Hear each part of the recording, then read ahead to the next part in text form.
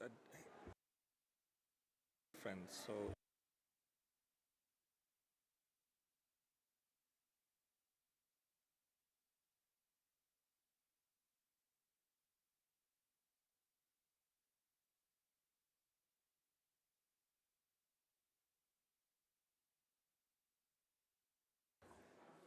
Excellencies, colleagues, we will start the meeting in 1 minute. So if you could kindly take your seat so that we can continue our discussion. Thank you very much.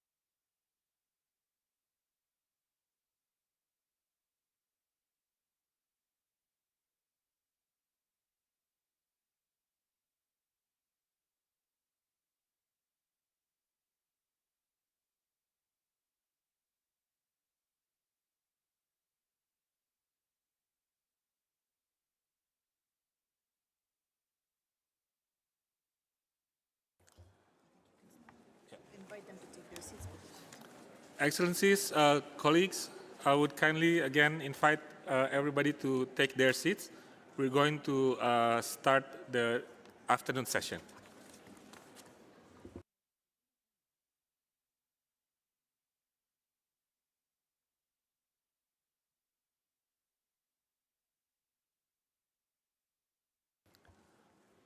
Excellencies, distinguished colleagues, we have had a good discussion in the morning and we plan to continue the constructive spirit.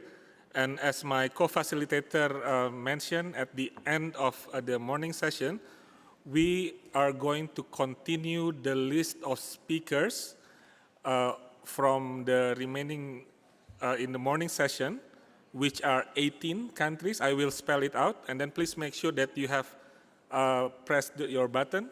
We will not open any more speakers so that we can continue for the next agenda item. And then after that, we will give opportunity for observers also to express their views. And then we will continue for the next agenda item. So that would be the approach for this afternoon. Excellencies, colleagues, now I will read the list of countries who have requested for the floor. First would be Kenya, followed by Vietnam, and then Morocco, and then Micronesia, and then Tunisia, then Iraq, and then Rwanda, and then Bahrain, and then Guinea, and then Palau, and then Tunisia, and then United Arab Emirates, Chile, Ghana, Malaysia, Mauritius, Fiji, and Ecuador, in that order. So now I would like to give the floor to Kenya. Kenya has the floor. Thank you, co-facilitator, distinguished ladies and gentlemen. At the very outset, allow me to welcome you to our beloved country and city of Nairobi. We look forward to continue hosting you over the coming days and hope to live up to our affirmed hospitality. Mr. Co-facilitator, the Kenyan delegation registers its appreciation to the Secretariat for preparing the synthesis report. My delegation notes that the mandate of the INC was clearly set out in the UNEP Resolution 5/14 that provided the scope for the future instrument on plastic pollution that should form the basis for the scope of the instrument. That is, First, to be an international legally binding instrument for the long-term elimination of plastic pollution, and secondly, to provide a comprehensive approach that addresses the full life cycle of plastics from raw material extraction, production, design, use, consumption, and disposal. Further, UNEP/14 resolution affirmed that the principles of Rio Declaration on Environment and Development be taken into consideration while formulating the treaty. My delegation notes that specific principles that should be considered in the drafting of this treaty should be the polluter pays and precautionary principles, and the principle of common but differentiated responsibilities, and extended producer responsibility. Kenya is already implementing EPR, extended producer responsibility, for all products, including plastics, and is optimistic that all countries will embrace EPR for all products, including plastics, and is optimistic that all countries will embrace EPR.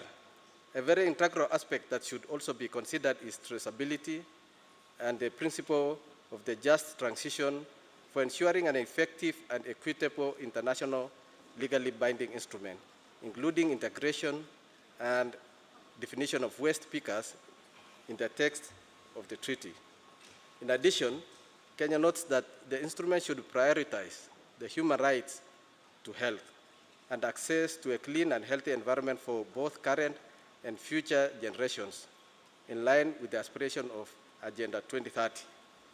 My delegation notes that these principles could be included in the preambulatory paragraphs, as is the precedent in other MEAs.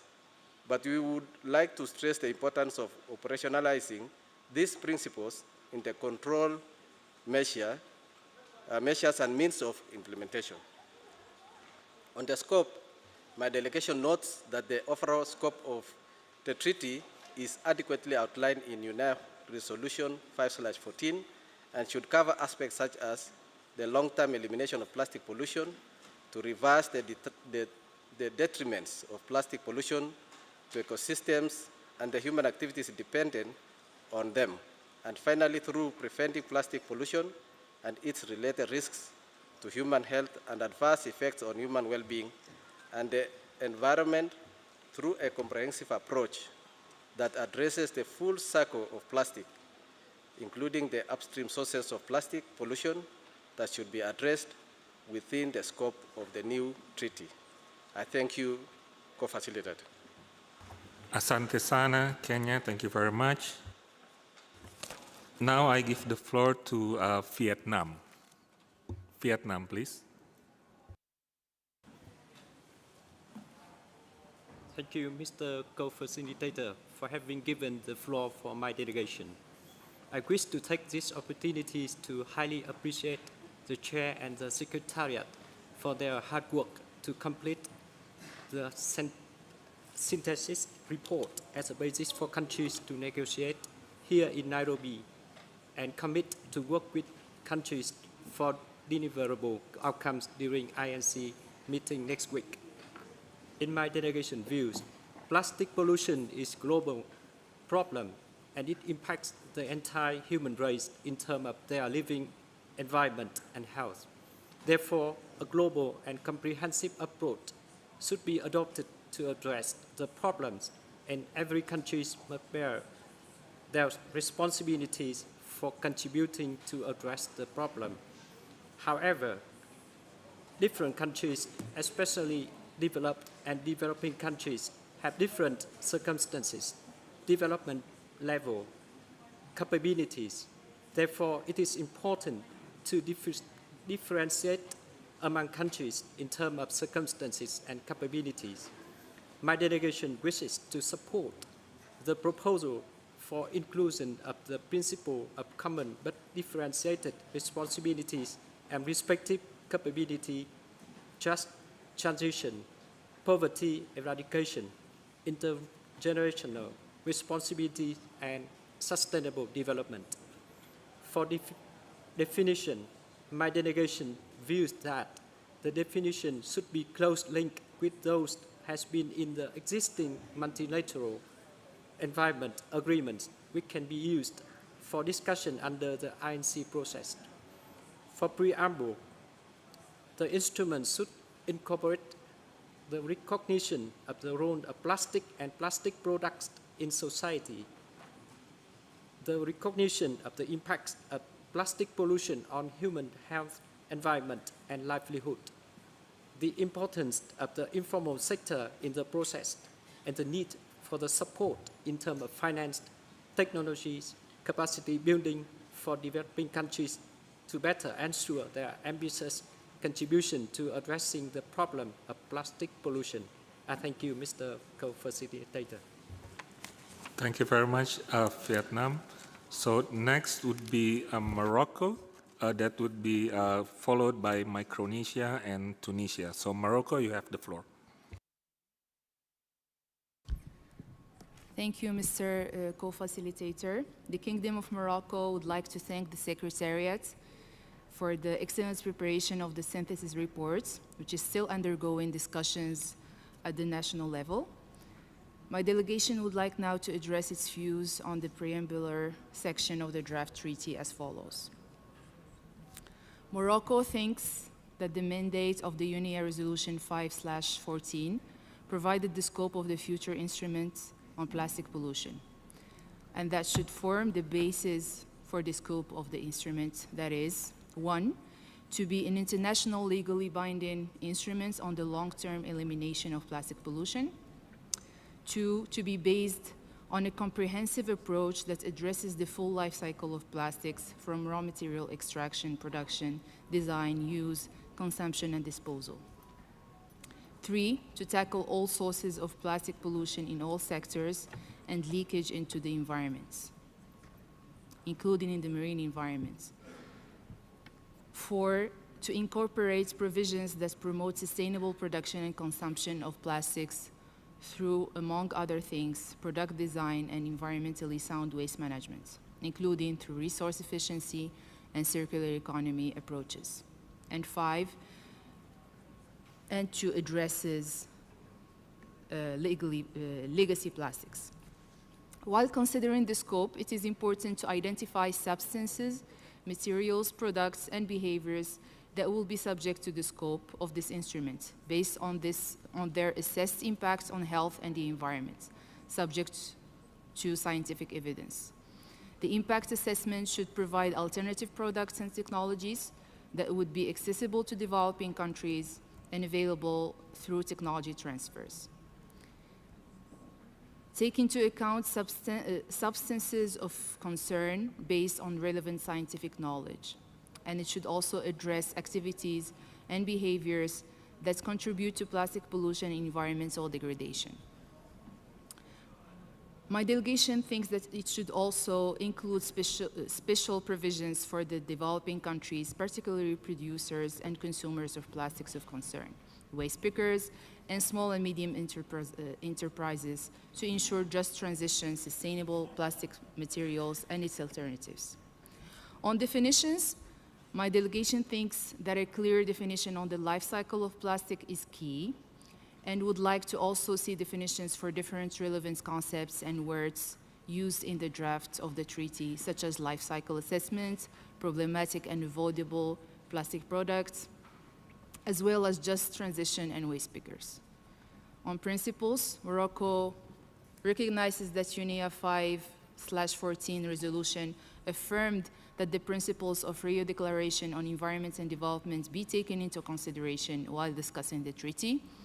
The Kingdom of Morocco thinks that specific Rio principles that should be considered may include the prevention principle, participation principle, precautionary principle, equity, polluter pays principle, principle of common but differentiated responsibilities, taking into account the country's respective national circumstances, the non-regression principle, transparency and access to information, and use of the best available science and scientific information to inform decision-making, liability and compensation, human rights, the right to a clean and healthy environment, substitution principles, and finally the principle of just transition.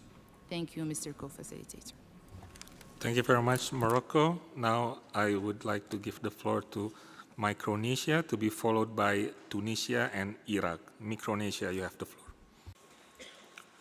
Co-facilitator, thank you. We thank the government and people of Kenya for hosting us.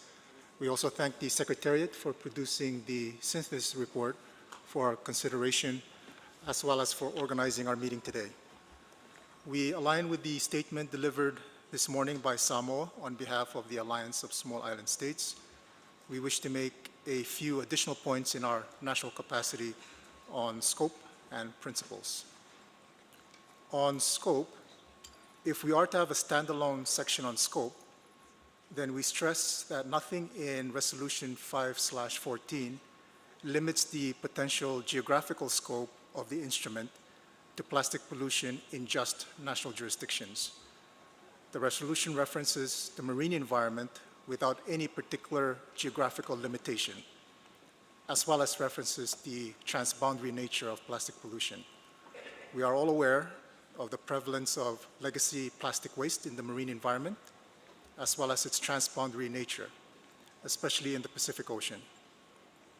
In this context, for paragraph 45 of the synthesis report, all three subparagraphs apply to establish a comprehensive geographical scope of the instrument and are not necessarily mutually exclusive. In this regard, we emphasize the relevance of the UN Convention on the Law of the Sea, as well as the recently adopted BBNJ agreement. On principles, the FSM supports those delegations who stress the importance of focusing on substantive operational elements of the instrument during the work of the INC. Nevertheless, for the purposes of the present preparatory meeting, we are open to further discussion on whether to have a standalone principles section for the instrument, as well as whether to reflect certain principles in the preamble. In this context, there are a number of principles listed in the synthesis report that are already reflected in other MEAs and could be considered for possible inclusion in our instrument.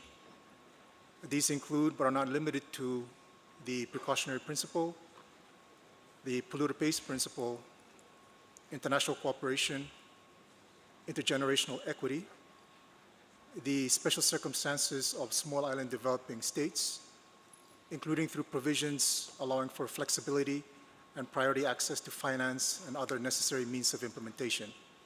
And on this point, we stress that the special circumstances of small island developing states should be kept distinct from considerations of the specific needs and special requirements of other developing countries. We also note a human rights-based approach, including the recognition of the right to a clean, healthy, and sustainable environment, as well as the rights of indigenous peoples. We also note the use of the best available science and traditional knowledge of indigenous peoples and local knowledge systems. And finally, we note the principle on public participation in environmental decision-making, including full and effective participation by indigenous peoples and local communities, as well as by civil society and other non-state actors. Thank you. Thank you very much. And now I give the floor to Tunisia. That would be followed by Iraq and Rwanda. So Tunisia, you have the floor. First of all, I will speak in French, please. Je tiens à vous remercier. I'd like to convey my gratitude to you, Mr. Co-Facilitator, as well as the Secretariat, for having elaborated this synthesis report, which is based on our country submissions, those already sent, including those sent by observers. And I'd like to thank Kenya for having organized INC-3, as well as the warm welcome reserved us.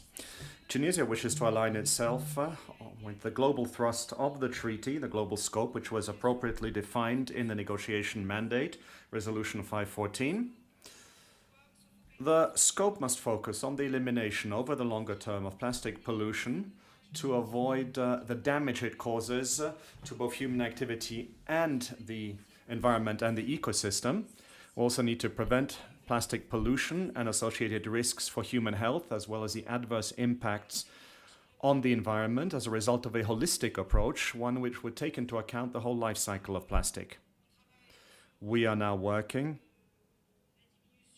on the reduction at the source, on valorization, added value, and necessary recycling by eliminating plastic. Now, as far as the principles is concerned, the new treaty for fighting against plastic pollution should take into account various factors, including the principle which is included in the Rio Declaration on the Environment and Development, and I quote, well, all of the principles, we have the principle of prevention, precaution, polluter pays, a circular economy, the principle of intergeneration equity and equality, the participation information of the public, environmental transboundary justice, responsibility and compensation, technology transfer, capacity building, inclusivity, equality, the principle of producer responsibility and liability, and a fair and just transition. Tunisia wishes to underscore the importance not only of incorporating these principles of Rio into our work, but also incorporating a number of established international legal rules, including existing agreements, as well as, I apologize, says the speaker. Here we are in the discussions and negotiations around the treaty, including what was agreed during the last ICCM5 regarding the declared principles. So, the new treaty should take into account these principles, the Rio principles, including those of polluter pays, and precautionary principles, as well as that of shared but differentiated responsibility, and underscores the importance of implementing all of these principles in all of the provisions of this instrument. I'll leave it at this. Thank you. Thank you very much, Tunisia. Now, Iraq, to be followed by Rwanda and Bahrain. So, Iraq, please. Thank you, Mr. Co-Facilitator. First of all, Iraq delegation would like to congratulate you and your co-facilitator for your role in leading this discussion toward a success and effective instrument in order to the development of humanity and the earth. My delegation would like also to thank Kenya for the hospitality and hosting this important conference, feeling very happy to come again and see the development in such a lovely country. We would like also to express our gratitude to Secretariat for preparing to this conference and important documents. My delegation believes that the objective of this instrument should not be complicated, and the protection of environment and public health should be the core of our work.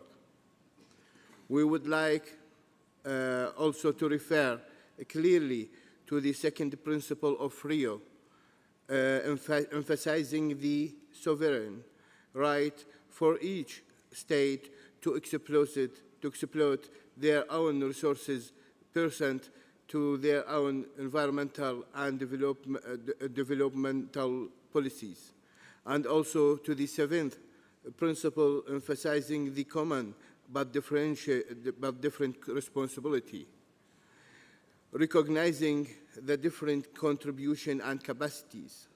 And we believe that the preamble should consider the cooperation principle and the need of developing countries and the limitation of technical and technology capacities for them. My delegation also believes that this instrument should cover the whole life cycle of the plastic, but on the other hand should be more specific depending on scientific and technical principles to define a specific types of polymers, and could be also more specific relating the uses and different products containing the plastics that associated majority in the plastic pollution problem. and should be considered the remediation measures also. This way we could guarantee the achievement of the instrument objectives in most direct and effective way, without facing a big challenges could lead us to disappointed results. My delegation could not find the rationale for the discrimination of the plastic made from fossil fuels, especially it have the same properties of the other plastics. Shukran, Sayyid al-Rais. Thank you very much. And now I give the floor to Rwanda, to be followed by Bahrain. Thank you, co-facilitator. My delegation appreciates the efforts in developing the synthesis report. On scope, Rwanda believes that Resolution 514 talks about addressing the full life cycle of plastics.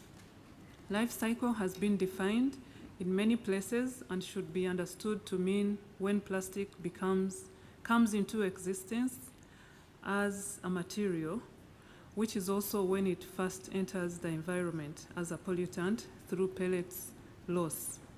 But ultimately, the scope will be determined by the control measures that we adopt.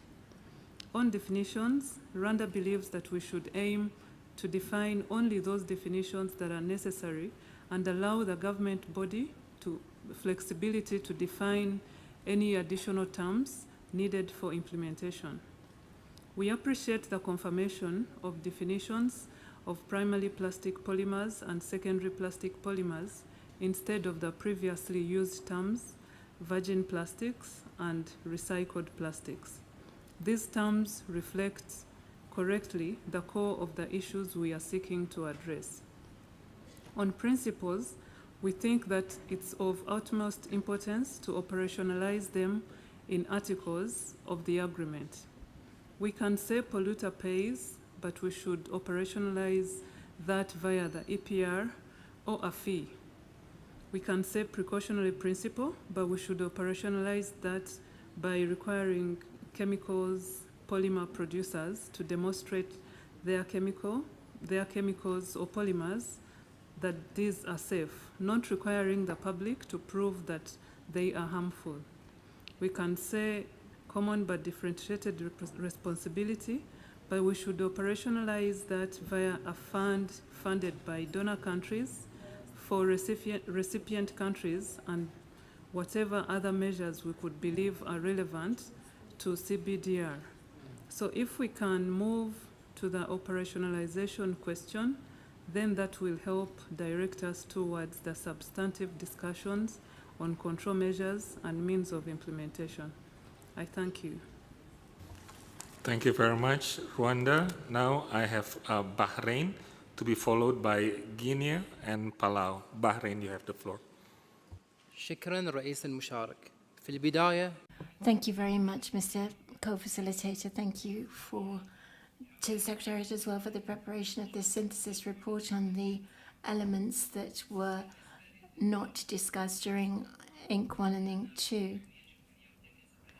In terms of the scope of this instrument, this should be done on the basis of a very clear look at the products without thinking about exactly which are the types of polymer that comes into the plastics. And we must also look at the whole of the life cycle. We support the common but differentiated responsibilities, studying the needs and the specific conditions in developing countries, respecting the sovereignty of states, non-discrimination, circular economy, and a just transition. As far as the preamble is concerned, it should be very general, in our view, with general interpretations and based on the preamble of Resolution 514. As far as definitions are concerned, we should have great clarity here, particularly when we define plastics themselves, the polymers, and the issue of pollutant pays. Thank you so much for your attention. Thank you very much, Bahrain. Now I give the floor to Guinea, to be followed by Palau.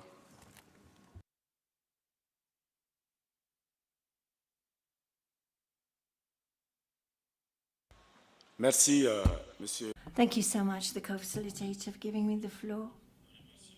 We'd also like to thank the Secretariat for having so carefully prepared the synthesis report. My thanks also go to the host country, the Republic of Kenya, and to the people for their warm welcome in this beautiful country. Mr. Co-Facilitator, we defend the following objectives. The instrument should put an end to plastics pollution and protect human health and the environment. Following a global approach taking into account the whole life cycle of plastics, my delegation believes that this will allow us to cover all aspects under the mandate without compromising the intergenerational nature of the issues relating to plastics pollution in a collaborative manner. In terms of the principles, we recommend that we abstain from discussing articles relating to the principles. Instead of that, we would like to encourage members of the committee to integrate, where they're necessary, the principle of the polluter pays in all transparency and based on the principles which are legal and scientific and which have been internationally established. Such an approach will allow us to better use the time that we have, which is somewhat limited, and allow us to start implementing these principles in the formulation and measures for control of plastics pollution. Thank you so much for your attention. Thank you very much. And now I give the floor to Palau, to be followed by United Arab Emirates and Chile. So Palau, you have the floor. Thank you, Mr. Co-Facilitator. Palau would first like to thank the government and the people of Kenya for hosting us here in their beautiful country, and to also thank the Chair and the Secretariat for their hard work in preparation for this meeting. We also congratulate the two new co-facilitators and look forward to working with you during INC-3. We align with the statement delivered by Samoa on behalf of AOSIS with regards to the preamble, definitions, and scope, and therefore our statement is specific to principles. Many of the principles highlighted in the synthesis report are part of the Rio Principles, and as indicated in UNEP Resolution 514, could certainly be considered. In addition, other principles not included in the Rio Principles should be considered to ensure that we have a good set of guidance for the implementation of this agreement. As an initial matter, we are open to further discussions on whether to have a standalone principles section for the instrument. For the sake of the discussion today, if we are to have such a standalone section, we see value in the inclusion of the following in addition to the Rio Principles: the special circumstances of SIDS and flexibility for national capabilities and capacities of SIDS, public participation in environmental decision-making, including full and effective participation by indigenous peoples and local communities, the use of best available science, data, and information, the use of traditional knowledge, knowledge of indigenous peoples, and local knowledge systems in accordance with the rights of the holders of such knowledge, including as reflected in the United Nations Declarations on the Rights of Indigenous Peoples and international human rights law, zero waste hierarchy, and finally, intra- and intergenerational equity principle. Thank you, Mr. Co-Facilitator, and we look forward to further discussion in Contact Group 3.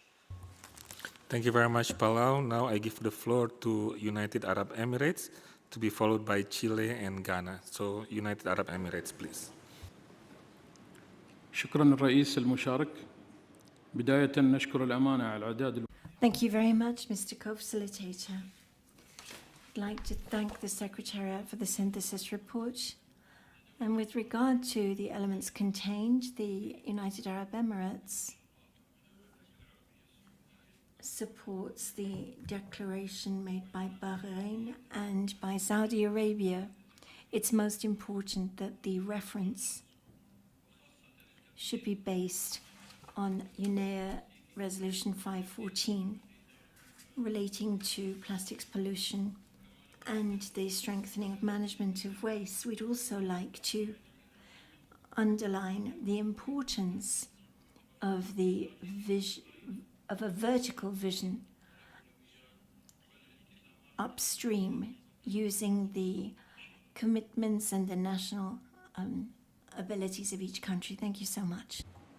Thank you very much, UAE. Now I give the floor to Chile, to be followed by Ghana and Malaysia. So Chile, please. Thank you, Mr. Co-Facilitator, for giving me the floor. I will make my statement in Spanish. Chile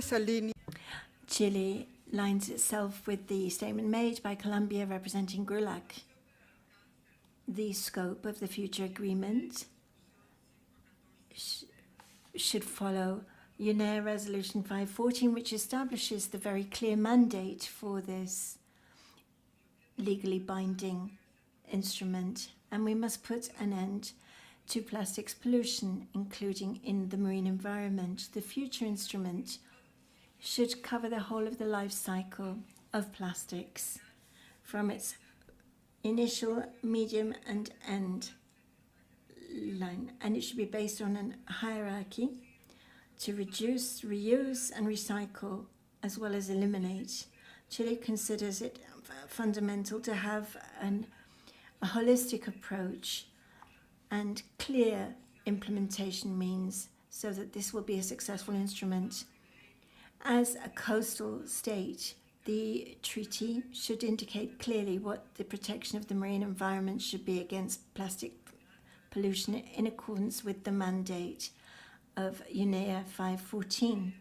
We also believe that there should be synergies that work with other multilateral environmental agreements so that we can face the triple issues of climate change, pollution, and, of course, loss of biodiversity, and protect human health and the environment. Responsibilities are common but differentiated and should take into account specificities.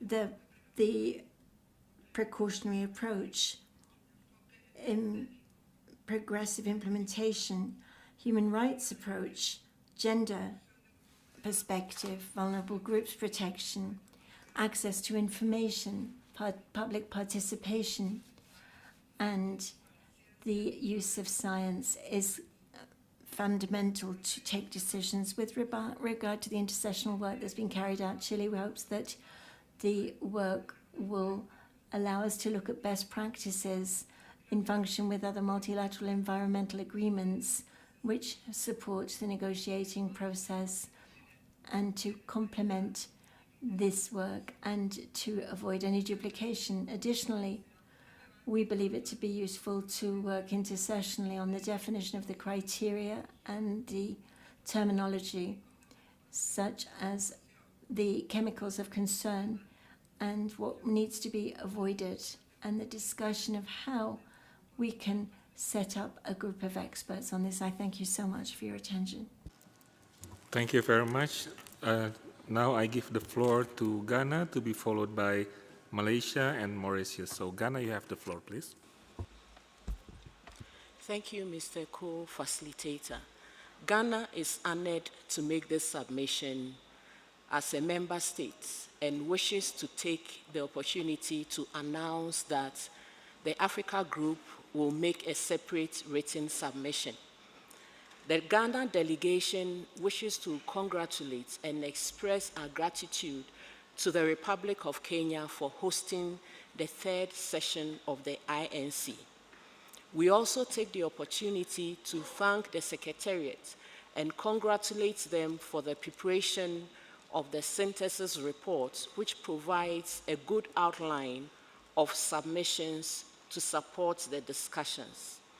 With regard to the preamble, Ghana recommends that it is finalized in future sessions when substantive elements have been discussed. The potential elements presented in UNEA Resolution 514 provide a good starting point for those conversations.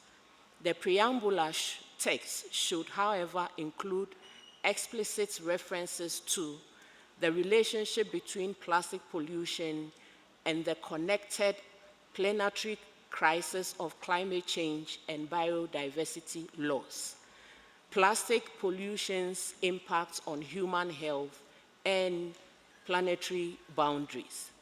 Ghana proposes that the scope of the future instrument should clearly reflect the provisions of Resolution UNEA 514, which includes to end plastic pollution through a comprehensive approach that addresses the full life cycle of all plastics, outline provisions to address legacy pollution, outline provisions that safeguard human rights to health and to a clean and healthy environment for current and future generations.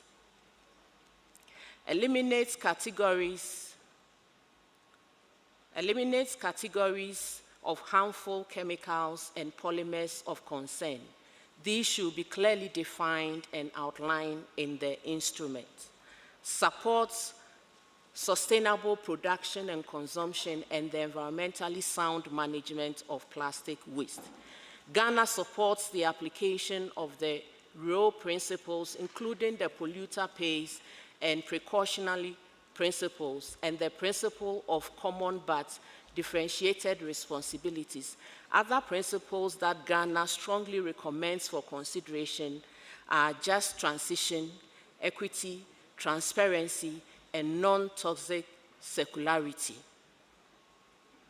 On definitions, Ghana is of the view that definitions in existing multilateral environmental agreements should be adopted by the instrument.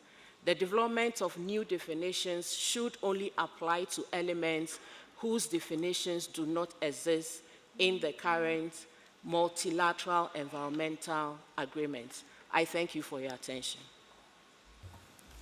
Thank you very much, Ghana. Now I give the floor to Malaysia, to be followed by Mauritius and Fiji. Malaysia, please. Thank you, Mr. Co-Facilitator, for allowing Malaysia to take the floor and share our views on the current discussion with particular interest on scope of the agreement.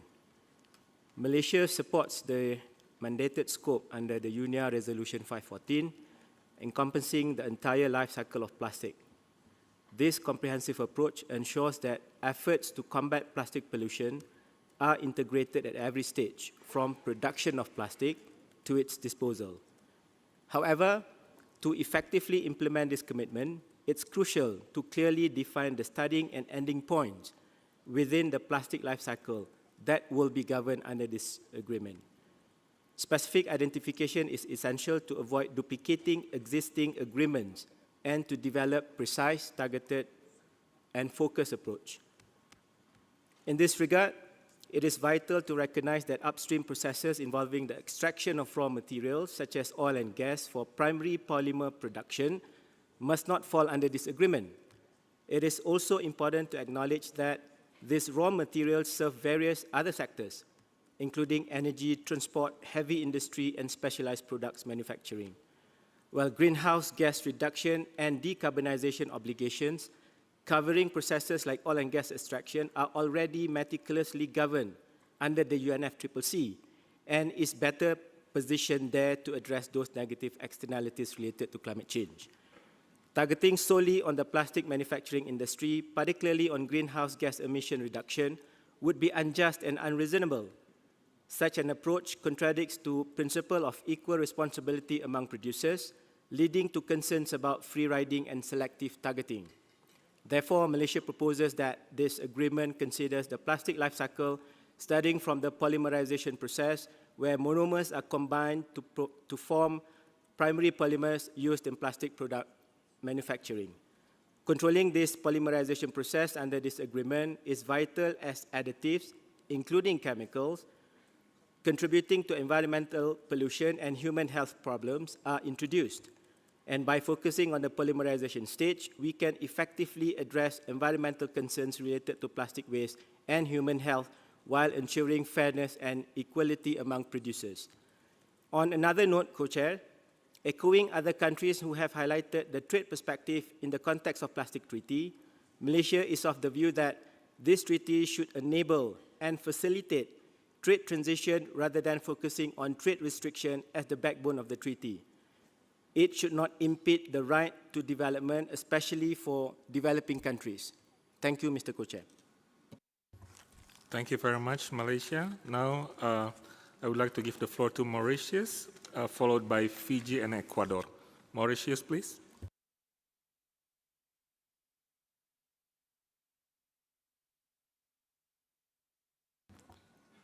Does the delegation of Mauritius would like to take the floor? I don't see any reaction, so in that case, I would like to invite the delegates from Fiji to take the floor. Fiji, please. Co-facilitator, since this is the first time I'm taking the floor, let me congratulate you on assuming these important presiding roles for our meeting this week. Equally, my delegation wishes to thank the government and the people of Kenya for hosting us here in this important meeting. Let me state at the outset that Fiji fully supports and aligns our brief intervention to the statement that was delivered by Samoa as chair of AOSIS on behalf of the Small Island Developing States Group. I would like to make some additional remarks in my national capacity and approach on behalf of my delegation on the scope, principles, and approaches on issues as the focus of my intervention.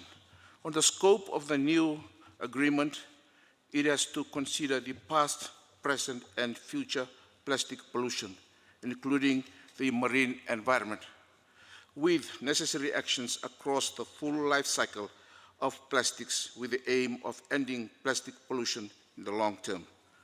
While the UNEP Resolution 5/14 provides the basis for our deliberation, it should also look into measures and actions that support small and developing states effectively tackling and achieving UN Sustainable Development Goals, particularly SDG 14, or life underwater.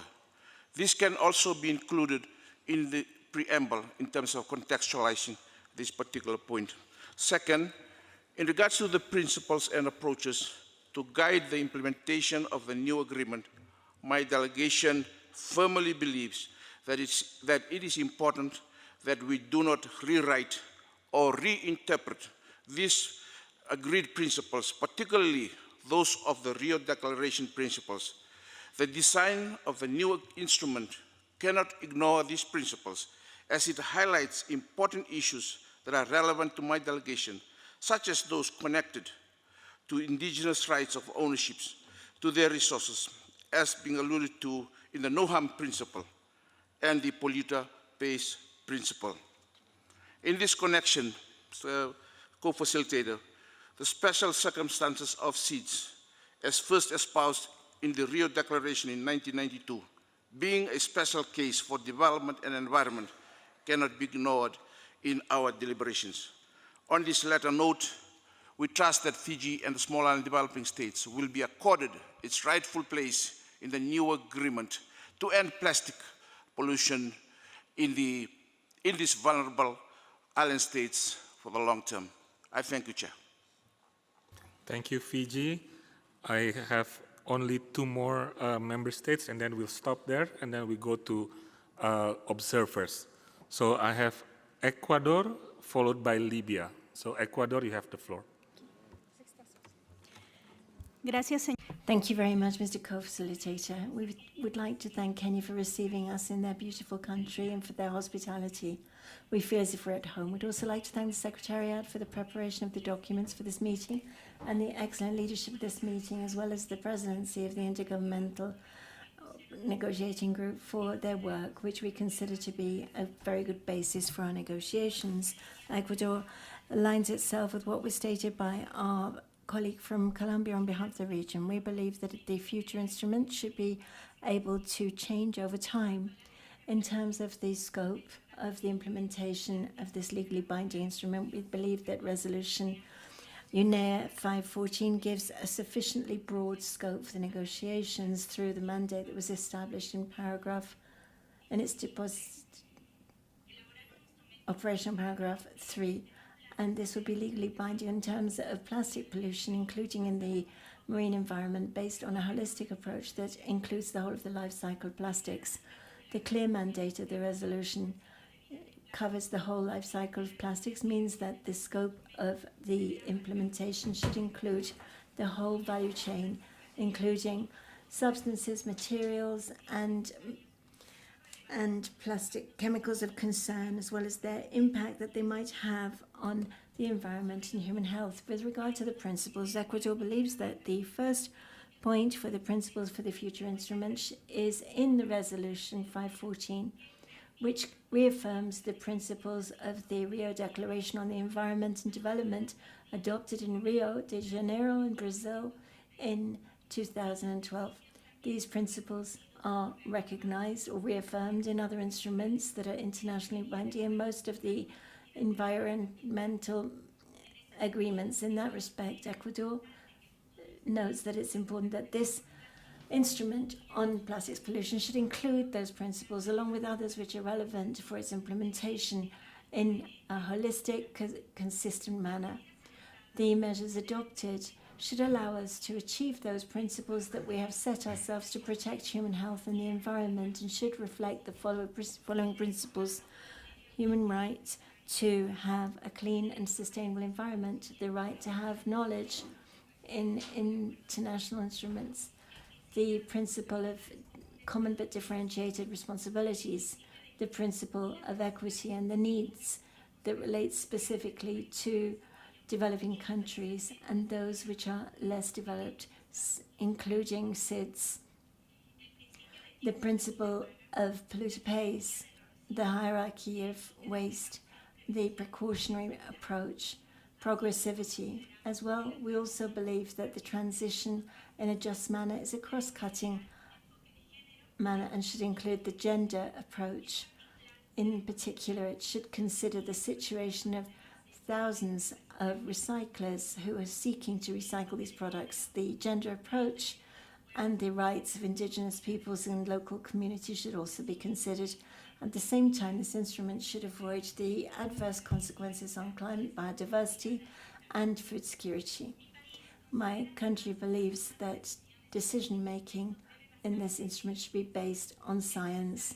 It's necessary for science independently informs the negotiations to achieve an instrument that will respond to the most up-to-date information, which changes over time as we receive more information. This will allow us to be able to strengthen cooperation with collaborative synergies and with a mentality of resolving the adverse issues generated by plastic pollution.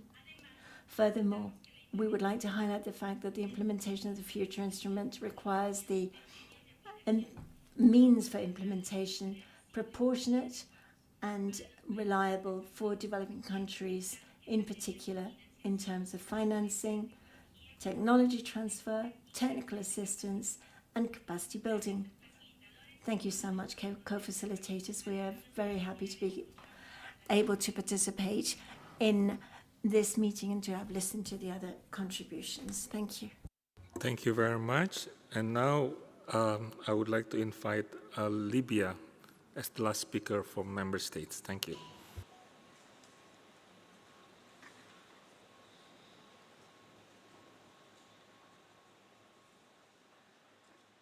Is the delegation of Libya in the room? No? Okay.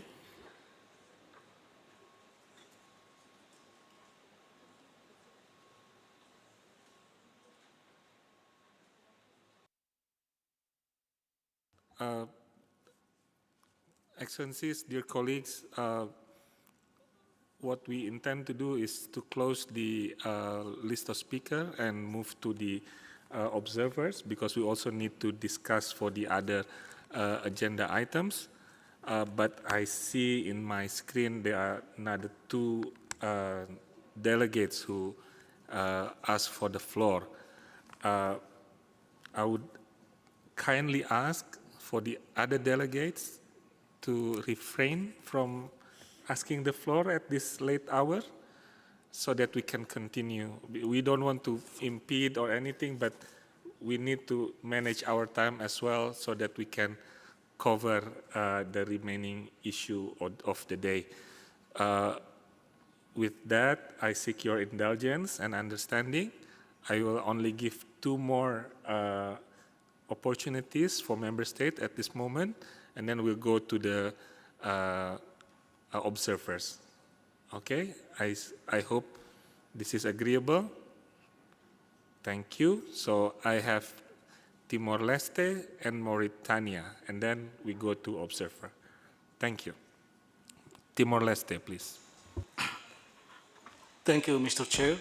First of all, on behalf of my country, I would like to pay tribute to the government of Kenya for hosting the INC-3 meeting, as well as the UNEP Secretariat for facilitating.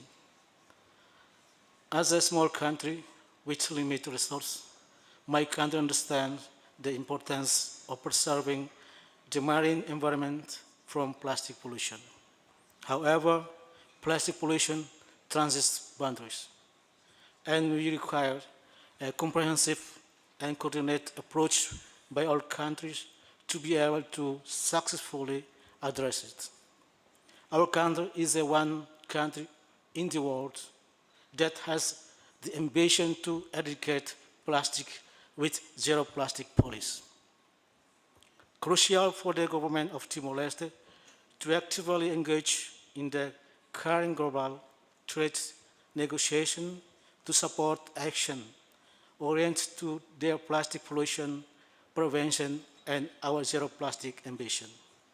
And now, in the INC-3 meeting in Kenya, is the right moment to unite our mission and vision to eradicate plastic pollution. Thank you. Thank you very much. And now I would like to invite Mauritania to take the floor. Merci, Monsieur le co-facilitateur. Thank you so much, co-facilitator. Now, I believe that there's some amount of confusion regarding Mauritius and Mauritania. Mauritania was already amongst the list of speakers to speak after the lunch break, and you called upon Mauritius rather than Mauritania. Thank you, co-facilitator. Apology. Thank you for that again, once again.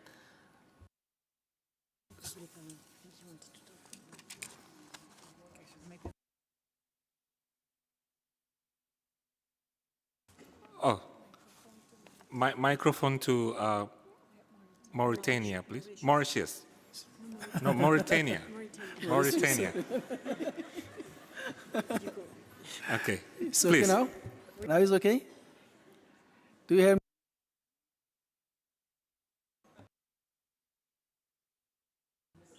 Okay, Mauritania. Okay, you can speak now. You can speak now. It's okay? Nous remercions également le secrétariat de... We'd also like to thank the Secretariat.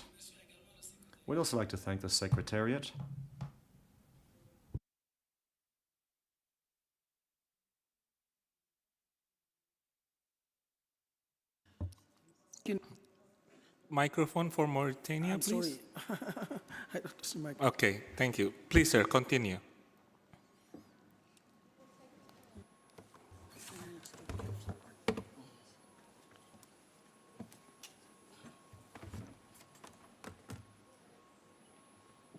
Merci, monsieur le co-facilitateur. C'est bon ici? Vous m'entendez?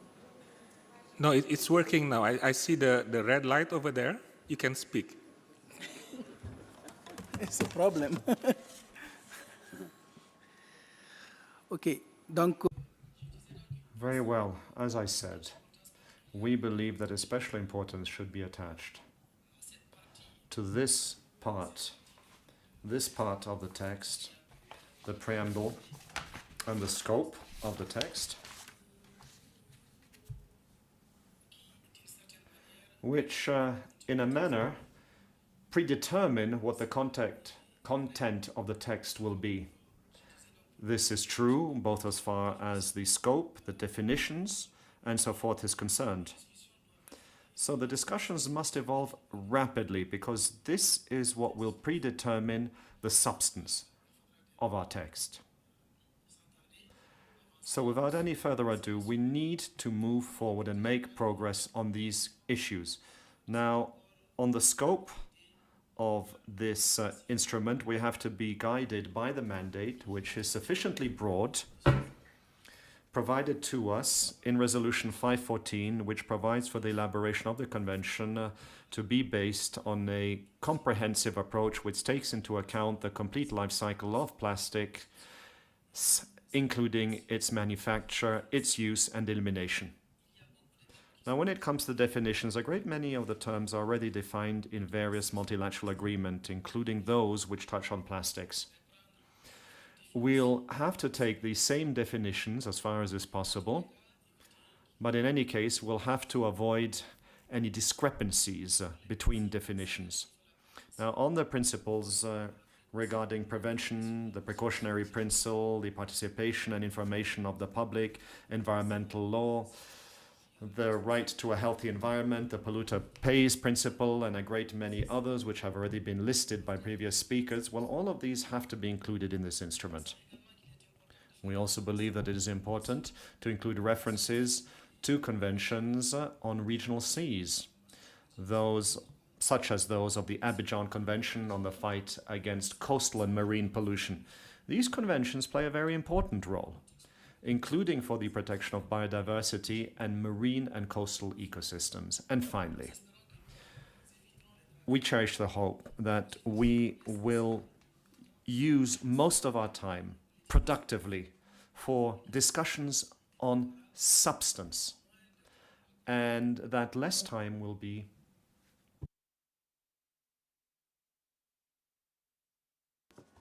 Thank you very much. I see Marshall Islands on my screen, but can I ask for indulgence that the delegation from Marshall Islands can deliver their intervention in the next iteration, if it is possible? So now we continue for the observers first, and then we continue for the next agenda item, and we can invite you for speaking in that agenda item, and if you want to take some time also for this the current agenda item as well. I hope it is agreeable to delegate from Marshall Island. Yeah? Okay, thank you very much for the understanding. And now, Excellencies, we move towards the intervention from observers.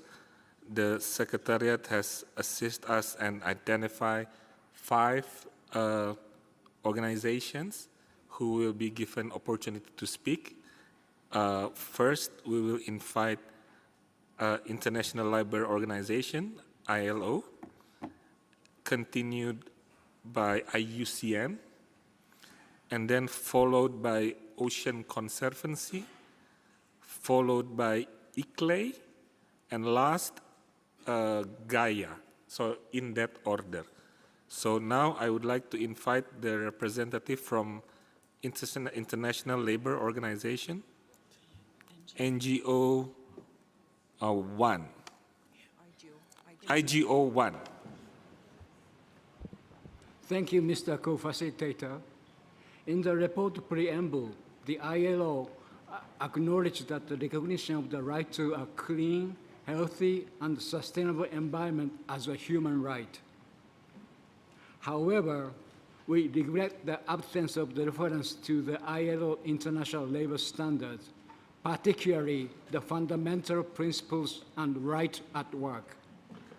We emphasize the relevance of 2 fundamental conventions, namely the Occupational Safety Health Convention number 155 and the Promotional Framework for Occupational Safety Health Convention number 187.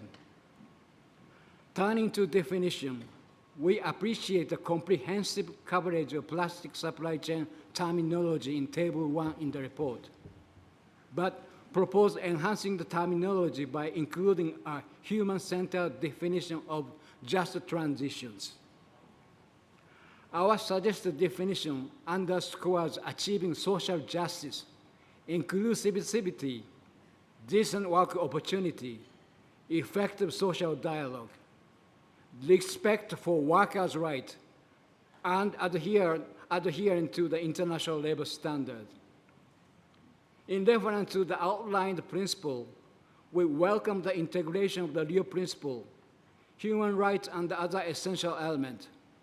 The report acknowledgement that the consideration for occupational safety and health should encompass the entire life cycle of plastic is crucial. We emphasize the significance of enterprise adopting protective measures in line with the ILO Constitution, which mandate worker protection. This underscores the importance of continuously enhancing the workers' health through these measures. In the realm of human rights, we stress the ILO call for comprehensive protection of workers across all economic sectors and at all levels. We advocate for an inclusive approach covering the full life cycle of plastic, from feedstock production to distribution, reuse, recycling, and reduction. Additionally, we endorse sectoral coverage to enhance workers' safety by tailoring measures to specific plastic uses in different sectors. Furthermore, we support prioritized high-risk plastic categories based on the potential environmental pollution and harm to human health. We propose a phased implementation differentiating single-use from durable plastics, considering the purpose, lifespan, and management measures. Consideration of substitute materials and economically viable alternatives is crucial. Thank you very much for your attention. Thank you very much, and I would like to kindly remind the observers, as has been mentioned in the beginning of this meeting, that the opportunity for intervention is 2 minutes. So we would like to request observers to adhere to the time frame that has been given. And now I would like to invite IUCN, IGO 29.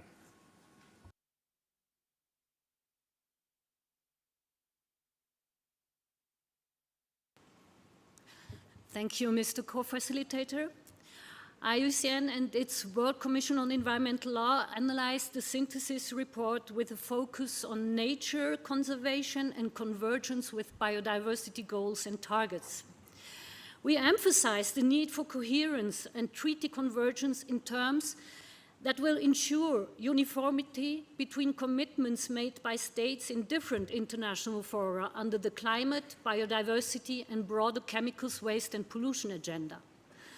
Thus, IUCN would suggest to include the following references under the proposed elements to be considered for the preamble under cooperation, item 4.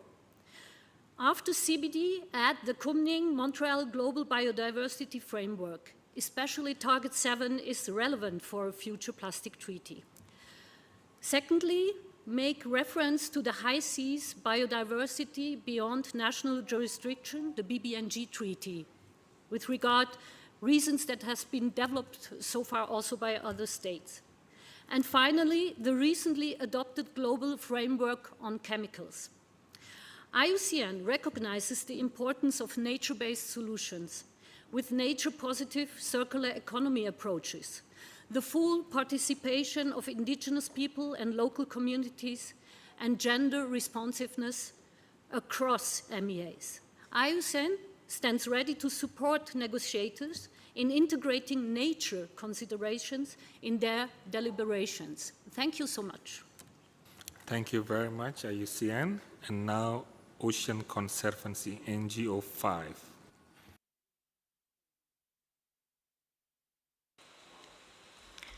Thank you, Mr. Co-Facilitator. Excellencies, delegates, esteemed colleagues, Ocean Conservancy extends heartfelt appreciation to Ambassador Meza Quadra of Peru, the Bureau, and the INC Secretariat for preparing the synthesis report and gathering us here for this important meeting. We would also like to thank Kenya and UNEP for their warm hospitality. Ocean Conservancy supports the objective to end plastic pollution by 2040 and for the agreement to include the full life cycle of plastic. As the guiding principle for the agreement, it is paramount that the objective includes language to protect human health and terrestrial and marine environments. Regarding scope, we refer back to Resolution 514 and highlight the relevance of the marine environment as an integral part of the agreement, including sea-based sources of plastic pollution, such as abandoned, lost, or otherwise discarded fishing gear. Definitions of terms used in the agreement are essential to ensure clarity in a comprehensive instrument, including definitions for potentially binding measures, such as reduction and elimination. The agreement should be inclusive across plastics and products and build on established definitions in existing international fora, such as the Basel Convention, the International Organization for Standardization, and the OECD. Furthermore, the agreement should be grounded in strong principles building on those in other multilateral environmental agreements to guide implementation, such as the precautionary and prevention principle, the polluter pays principle, human rights principles, and the science-based approach principle, among others. Finally, we want to highlight the critical importance of the means of implementation of the agreement, in particular finance, and we would encourage negotiators to state this importance in the preamble and also include a specific reference to vulnerable countries or those disproportionately burdened by the effects of plastic pollution, such as small island developing states. We look forward to our continued discussion on these topics during the negotiations that are about to begin, and we wish you all a fruitful and productive discussion these coming days. Thank you, Mr. Co-Facilitator. Thank you very much. And now I would like to invite ICLE, NGO 59.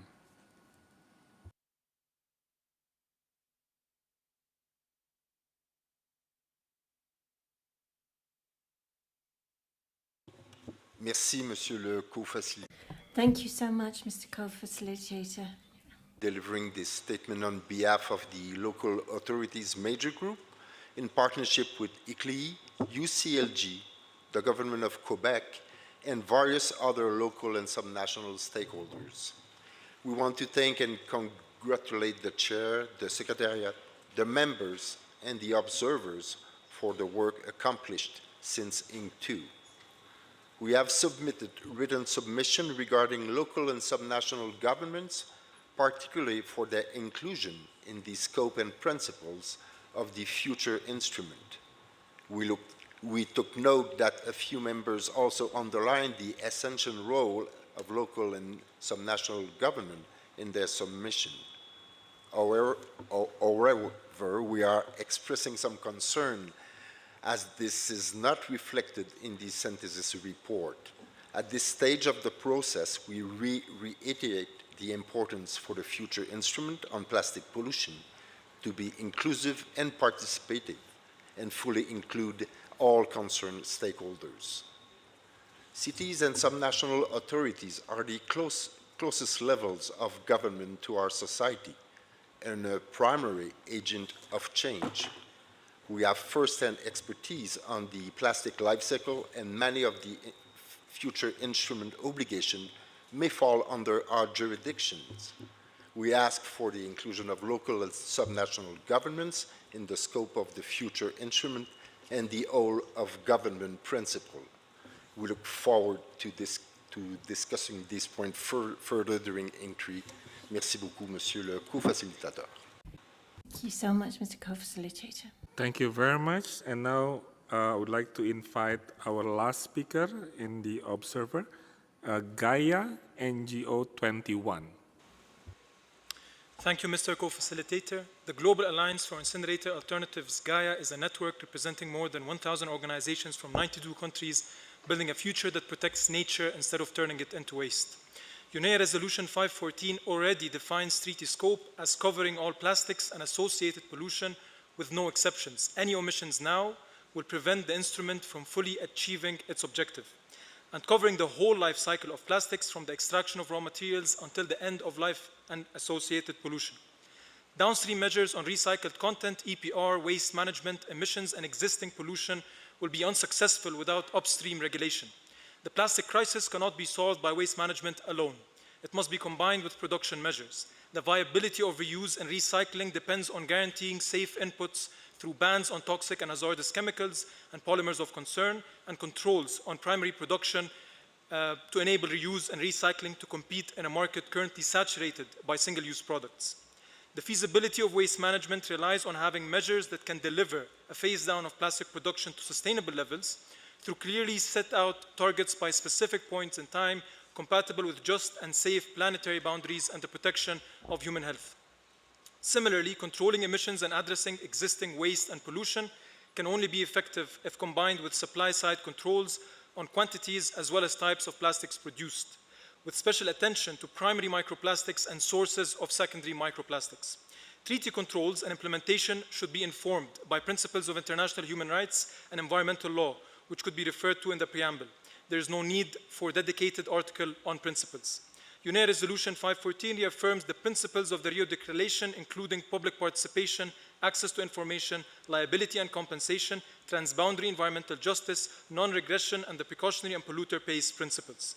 Human rights must be central, including the rights to life and health, the right to a safe, clean, and healthy and sustainable environment, the prohibition on discrimination regarding this right, also known as environmental justice, the rights to freedom of expression, association, and peaceful assembly, including as they pertain to environmental defenders, the rights to education, information, participation, and effective remedies, the rights of indigenous peoples and traditional communities, particularly the right to prior informed consent and of redress and restitution for past harms as guaranteed by the Declaration of the Rights of Indigenous Peoples.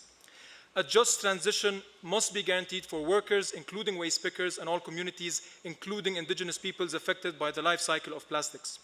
Protecting future generations' right to a healthy environment requires respecting just levels for our planetary boundaries. Plastic contribute to weakening all planetary boundaries. Finally, the prevention principle is fundamental in environmental law. Unlike the traditional waste hierarchy, the zero waste hierarchy applies to materials across the life cycle and emphasizes reduction and design and highlights the importance of reuse and repair as well as environmentally sound waste management. The treaty must exclude dangerous plastic burning practices such as open burning, incineration, even with partial energy recovery, plastic to fuel, chemical recycling, co-incineration in cement kilns, and other boilers, given their harms to the environment, please? Health, and the climate. Thank you. Thank you very much.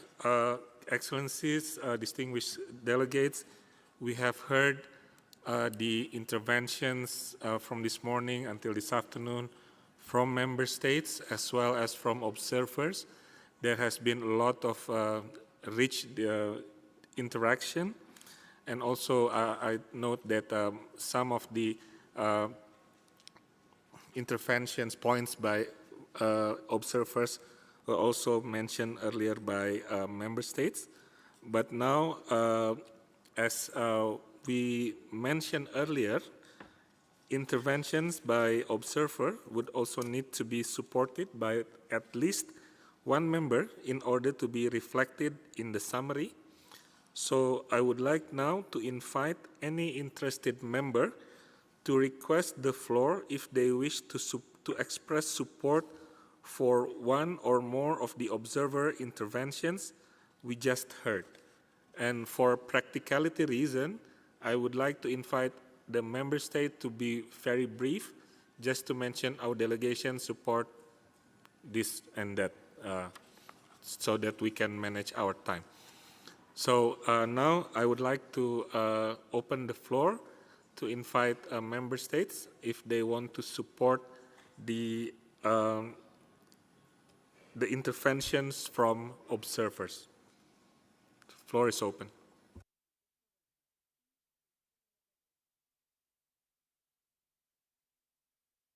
The United States, you have the floor. Thank you, co-facilitator. I guess I just want to understand the process a little bit. I think from our perspective, interventions by observers can be reflected in a meeting report. They simply should, the meeting report should simply indicate the fact that it was an observer that made the point. I'm not, perhaps I didn't precisely understand what you were looking for, but I don't think it requires a country to endorse or support the interventions from observers for them to be reflected. They can and should be reflected, and they just need to be appropriately characterized in the meeting report as who they came from.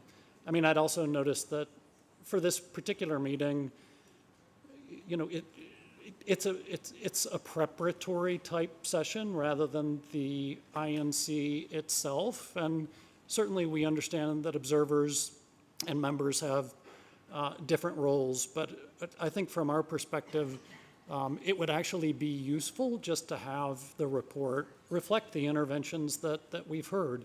We're informed by them, we're interested in them, and we can just look at the meeting report, which can accurately reflect, you know, what type of participant at this meeting made those observations. So apologies, perhaps I didn't precisely understand what you were saying, but that's generally speaking how we would suggest to handle those. Thank you. Thank you very much, distinguished delegate from the US. The reason we mentioned that intervention from our side was based on the practice that we have earlier in previous INC. So that's why when we did, initially we did not want to, you know, deviate really from our established practice. But we also take your point that this is a preparatory meeting, you know, so we can also reflect in the meeting summary, you know, these are the points delivered by member states, and these are the points delivered by observers. So we can take that approach as well if there is no other, you know, opposition or objection, and so that we can continue to our next agenda item. Bearing in mind that we now already at 29 minutes past 4. So we will have a short time for the next item. So I think if there is no burning issues, no objection, we can just take that approach. So we will reflect the views from member states and then from observers in our summary. I take it this approach is agreeable. Thank you very much.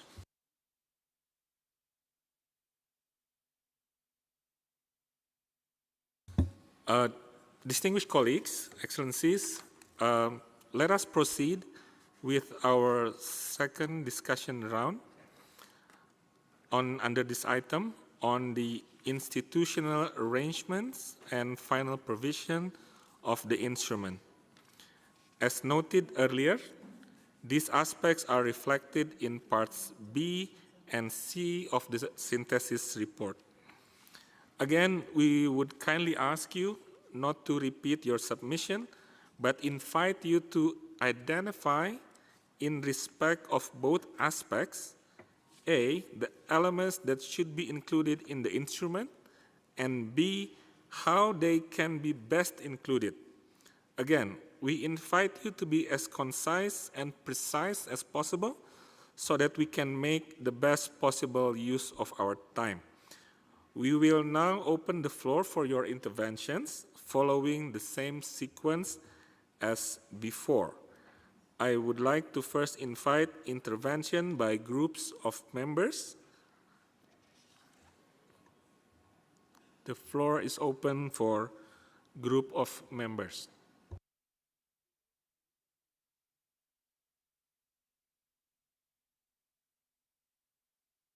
I see the European Union. You have the floor. Muchas gracias, señor. Thank you so much, Mr. Co-Facilitator.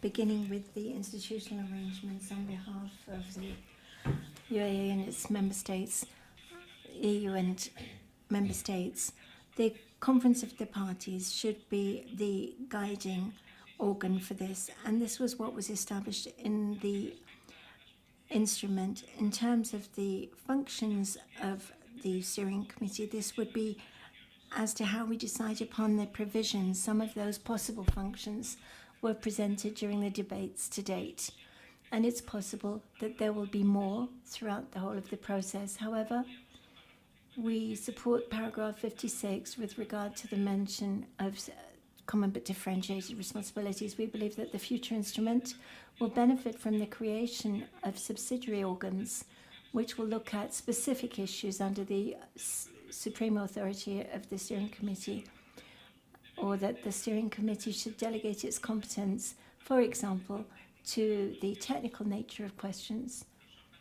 The subsidiary bodies should be established within the main body of the future instrument, which should allow the creation of subsidiary bodies at a later date if necessary by the steering committee, and in the same way as was done under the Minamata Convention.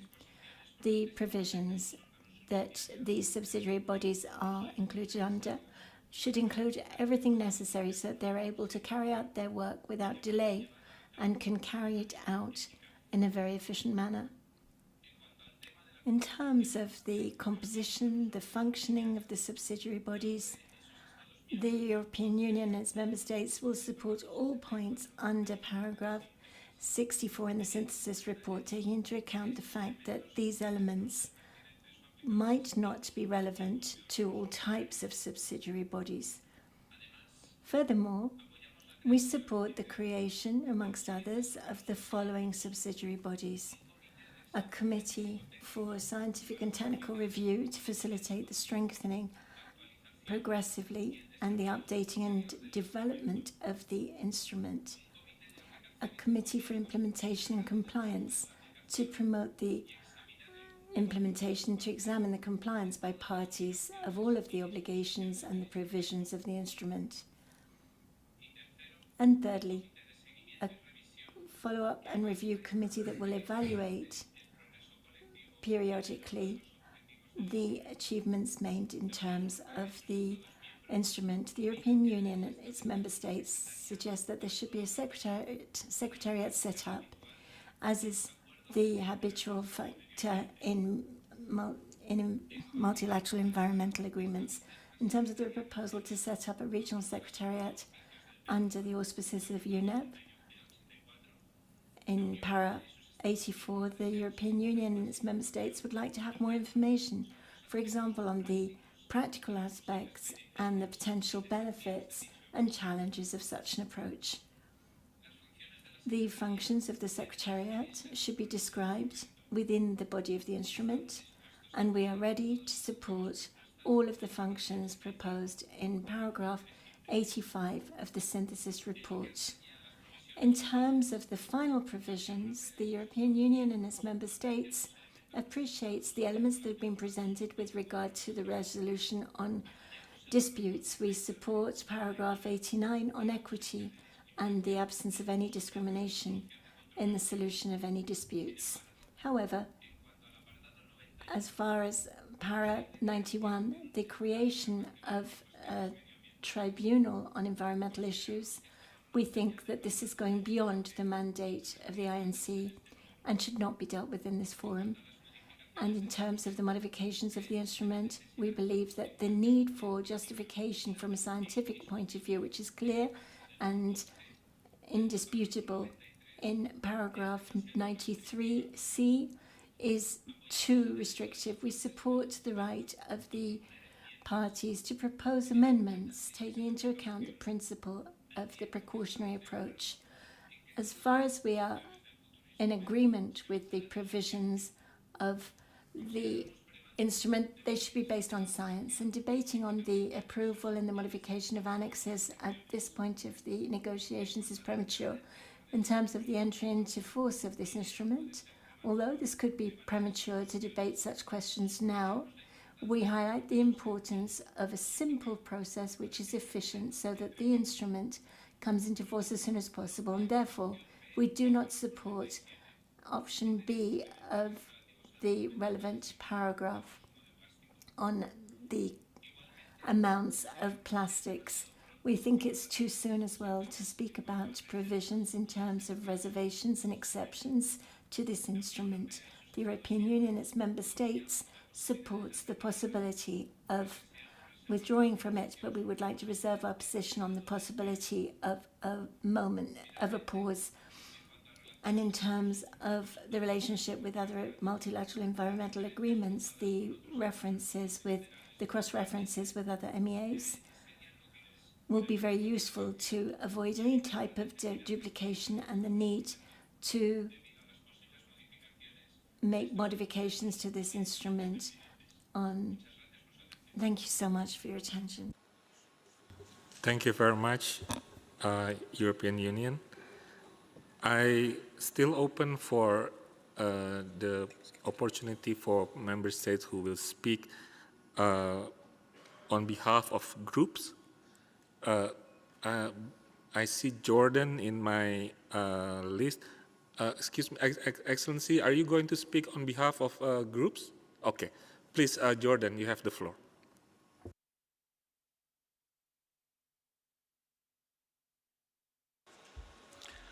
شكرا السيد الرئيس. Thank you so much. أولا نرى أن بيان الاتحاد الأوروبي جاء بيانا متكاملا فيما يتعلق بالترتيبات المؤسسية ونرى أن الوثيقة التي Excuse me, sir. Excuse me to interrupt. We don't have the English interpretation. Can anyone confirm whether this interpretation is working? For the English? The speaker can go ahead. The English interpretation is available. Okay, thank you very much. شكرا السيد الرئيس. Thank you again, co-facilitator. It's a pleasure to see our colleague from Indonesia at the podium with you. We'd therefore like to thank the Secretariat for this synthesis report, which is a compilation of all of the views and opinions regarding the institutional preparations for this instrument. We believe that there is no need to reinvent the wheel. When it comes to an environmental agreement, we have to be inspired by existing such agreements. And we cherish the hope that we will see rapid implementation and entry into force of this instrument to protect our world. Turning now to institutional preparations, we believe that the statement made by the European Union is a statement which is comprehensive in nature. We would, however, like to put some additional focus on a number of points which could be considered during the decisions for the institutional preparations. So we shouldn't be at either extreme when it comes to positions. Let us seek the healthy middle, just like we did for the Minamata and Stockholm conventions, and thus these institutional arrangements taken into account in the Minamata convention are most relevant ones when it comes to our instrument. The subsidiary bodies, which should be set up, which will have to be set up to carry out the work of implementing this instrument, will have to take the form of 3 scientific committees, because science is the very basis underpinning this agreement, this convention. And for this reason, we have to make concrete the words from science to action. There's also a need for a further commission, one which will be responsible for implementation, and a third group, one which will tackle evaluation and assessment, as well as monitoring. So these are the subsidiary bodies which we believe are necessary. Now we should turn to the other objectives of the Secretariat and its functions. And here again, we should find our inspiration in the Minamata and Stockholm Conventions, especially when it comes to the need for a conference of the parties tasked with coming up with the necessary provisions and carry out the necessary work between conferences. So in this instrument, we will also require a number of binding elements. And they should take the same form as those which were discussed in Paris or this morning's meeting. We also would like to say a number of addendums which can then be amended as the need for modernizing the instrument becomes apparent, either by the Technical Assessment Committee or the Monitoring Committee. Thank you, sir. Thank you very much, Jordan. Now I have Samoa on my list. Samoa, please. Thank you, Mr. Co-Facilitator. Samoa has the pleasure of speaking on behalf of the 39 small island states who are part of the Alliance of Small Island States, or AOSIS. AOSIS sees value in the inclusion of subsidiary bodies and in the form of scientific, technical, and economic panels, or STEPs. We propose that parties shall convene appropriate panels of experts qualified in plastic science, technology, and socioeconomic matters, and determine the composition and terms of reference of any such panels. The Conference of the Parties may call upon the STEPs to review the implementation of the instrument, including by assisting with the conduct of effectiveness assessments, provide timely information, including as requested by the parties, on relevant topics such as the cost, safety, and market availability of chemicals, inputs, and proposed alternatives, provide information on standards, guidelines, or procedures as may be requested by the parties, conduct assessments on measures, actions, and approaches under the instrument, including the potential economic, social, and environmental implications of amendments, adjustments, and proposed regulatory actions, develop assessments of minimum funding requirements to the financial mechanism necessary for implementation of obligations, make recommendation for the conduct of risk assessments and environmental impact assessments for remediation activities, monitor, report, and verify remediation activities, and undertake any additional action on areas of concern to the parties. Thank you.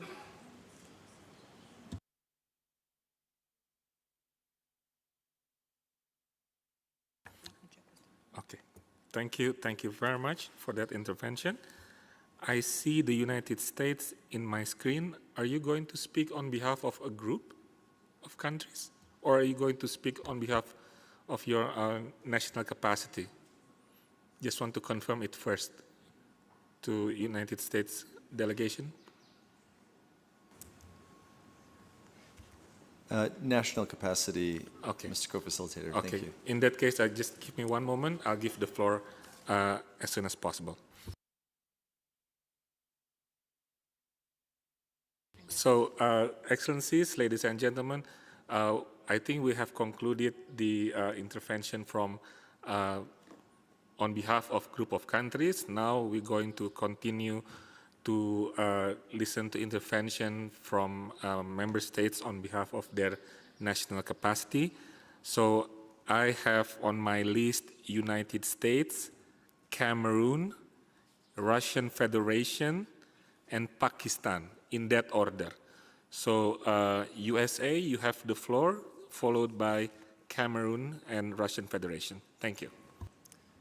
Thank you very much, Mr. Co-Facilitator, and I assure you that was not an elaborate ploy to be able to speak first in a national capacity.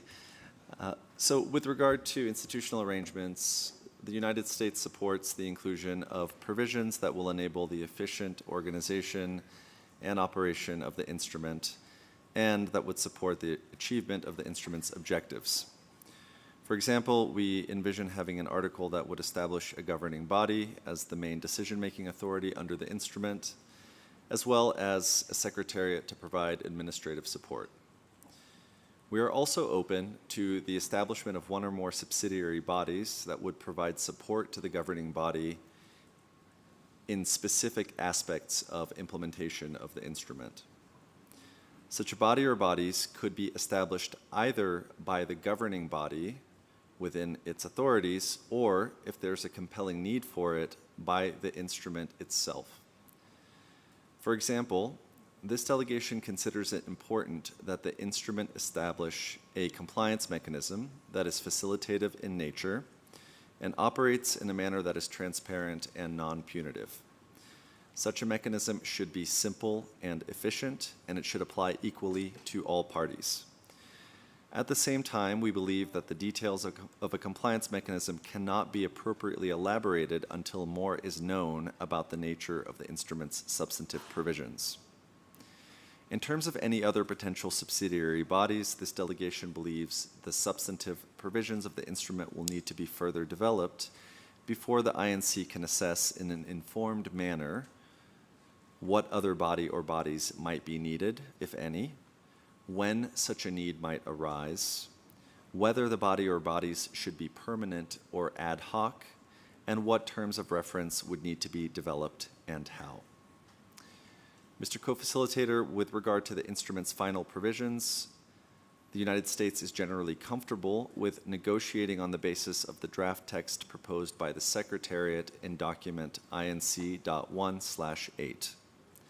However, in terms of sequencing, we would note that any negotiated text for final provisions may need to be revisited once the instrument's substantive provisions are further elaborated. Furthermore, with regard to certain final provisions, it may be premature to negotiate text at this early stage, or even agree in principle on the inclusion of such provisions before more is known about the instrument's structure and the content of its substantive provisions. For example, we do not see utility in considering the need for procedures on the adoption or amendment of annexes before it is known whether the instrument would have annexes. Thank you, Mr. Co-Facilitator, for the opportunity to share these perspectives. Thank you very much, United States. Now I have Cameroon, followed by Russian Federation. Cameroon, please. Merci, Monsieur le Président. Thank you so much, Co-Facilitator, for affording us the floor. Our delegation backs any mechanism designed for the implementation of the instrument that we're currently working on. For this reason, we back the exercise in consideration, which has been initiated, which has as its aim to come up with a text covering institutional arrangements. Now, in the synthesis report, we have a number of governing bodies which are proposed, such as the decision-making bodies akin to the Secretariat, the scientific and technological body, and we have a number of subsidiary bodies. So we have the Implementation Committee, we have the Monitoring and Assessment Committee, and others. And for this reason, we would like to see a robust financial mechanism, a body responsible, a financial body tasked with considering this issue of financing. We believe that this is of utmost importance. It's true that a number of delegations felt that one could simply refer to existing mechanisms. However, we believe that the issue of plastics has its own specificities. Plastics, after all, is something which is extremely widespread. A great many people are attached, wedded to plastic and its use, and we can seek inspiration in other multilateral agreements, but we do have to take into account and bear in mind the specificity of plastics, which after all is very different from all other technical questions. This is the reason why the institutional arrangements within the framework of this convention must generally be one tailored to the specific nature of the issue being discussed. Now, I believe that there are a number of very delicate questions when it comes for an internationally legally binding instrument. Now, if one already now starts talking about reservations, well then the binding nature will of course suffer from this. Thank you. Thank you very much for that intervention. Now I would like to invite Russian Federation to be followed by Pakistan and Brazil. Russian Federation. Thank you, Mr. Co-Chair. Just to avoid our country's earlier submission, let me briefly refer to the procedural aspects of the functioning of the governing body. We believe that all the decision-making processes within the government body should be based on the principle of consensus, and therefore if we briefly look at Article 56, talking about the rules of procedure, then yes, we would support the idea that the government body shall adopt its own rules of procedure. And the same principle shall be applied to adopting the amendments, based on the consensus principle. And also briefly, if you allow, briefly referring to the specific functions of the governing body, we look at Article 58, subarticle D, considering matters related to compliance. That particular option, we believe it should be left with the national authorities. Thank you. Thank you very much, Russian Federation. Pakistan, please. Thank you, Mr. Co-Facilitator. Pakistan fully support for the establishment of subsidiary bodies, as we have already same precedents in BRS Convention and Minamata Convention. And I agree with the comments from Jordan that we have not going to make the new things, new invention, which we have already precedents in other multilateral environmental agreements.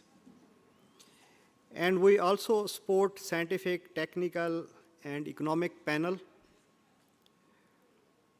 And then we support the establishment of effectiveness evaluation committee and implementation and compliance committee as well. We support the possible functions of the Secretariat as mentioned at paragraph 85, and we also not support the paragraph 91 as highlighted and mentioned by EU. And finally, we support for the establishment and encouragements for the multi-stakeholder engagement. Thank you, Mr. Co-Facilitator. Thank you very much, Pakistan. Now I would like to invite Brazil to be followed by Turkey and Argentina. Brazil.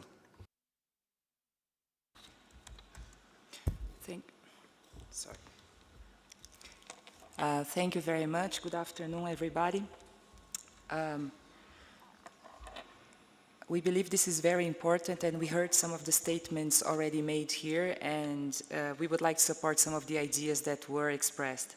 For example, we would like to commend the delegation of Cameroon for their ideas that we should have a body or a committee or something in our institutional arrangement that would take care of a financial mechanism under the convention. We believe that the idea of having somebody, we don't know which one, but to have somebody that would be monitoring the real flows of financial, technical, and technological resources to developing countries to implement the agreement is a very, very useful one. This is talking about the reality of the implementation of an economy-wide agreement, and we cannot agree more with that delegation. We would also like to support the US delegation in the sense that we need to adopt decisions on institutional arrangement in accordance with the pace by which we decide the types of obligations and the type of regime that we are going to have. We also agree with the idea that if we are to have any compliance mechanism or committee, if we are to have one, that it should be based on cooperation and be of a facilitative, non-punitive nature.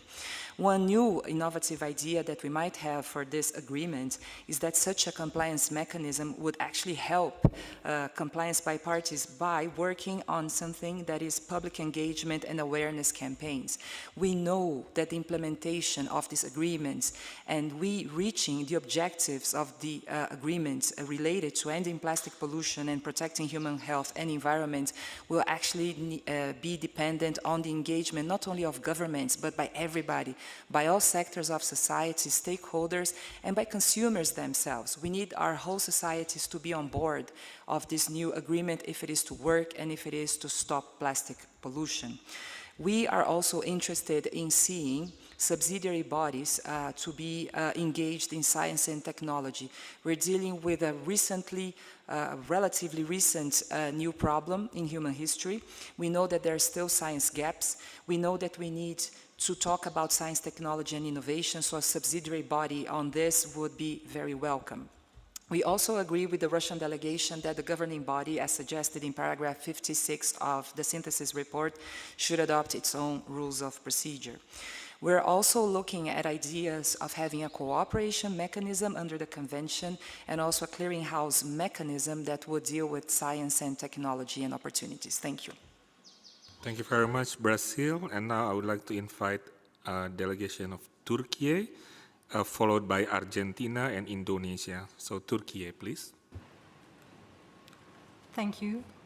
Regarding institutional arrangements, like other multilateral environmental agreements, it's inevitable for new instruments to have a governing body. Issues such as duties, responsibilities, and supervisions of the governing body should be clearly included in the content of the ILB. In addition, it's also beneficial to include provisions about, for example, which decision it would have an implementing position and what kind of cooperation it would establish. Also, in order to ensure the functionality of the ILB, the establishment of subsidiary bodies in the areas to be determined by taking into account the broad scope of the subject is welcomed.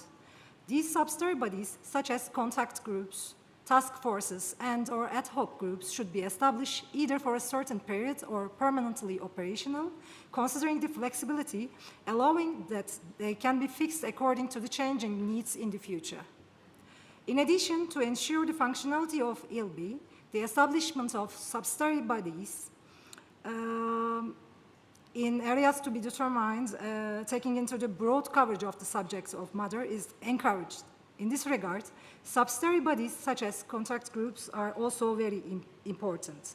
Changing needs in the future should be considered as well.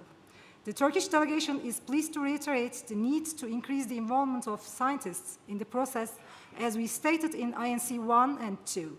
To this end, the establishment of a science subsidiary body to bring together scientific efforts, including local ones, would be welcomed. Last but not least, it's considered essential to include in the decision of the ILB provisions on the structure of conference of parties of member states to take decisions within the ILB and to ensure the conference of parties meet at regular intervals. We would like to address the issue of settling disputes within the final provisions of the ILB. While our primary hope is, of course, to avoid any disagreements, in the event of a dispute, we request that the matter be resolved primarily through negotiations.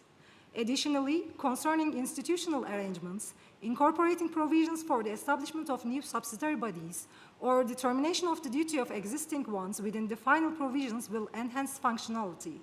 Finally, Turkish delegation would like to emphasize the importance of determining signature and ratification periods. Establishing these periods by taking into account the opinions of all countries for harmonization in practice holds great significance. These adjustments are mainly for stylistically coherence and flow, and the original text is already quite clear in conveying its intended message. Thank you. Thank you very much for that intervention. And now I would like to invite Argentina, followed by Indonesia and Iran. Argentina, please. Thank you very much, Mr. Co-Facilitator, for giving me the floor. In terms of the structure, the institutional arrangements of this instrument, we'd like to make the following comments. With regard to the governing body, we think it's appropriate that the future instrument has a universal nature with the participation of all of the member states, as could be a conference of the parties. The option of measures should be in the COP as the guiding force, as a specific mechanism for taking decisions. We support the idea of consensus. With regard to subsidiary bodies, it's important that it should be the member states who adopt these bodies and that they maintain control over their functions, their composition, their nature, and other related issues. And this could be achieved, for example, through the provision within the institutional structure of the instrument, but we could also consider the option of these bodies being established by the governing body itself.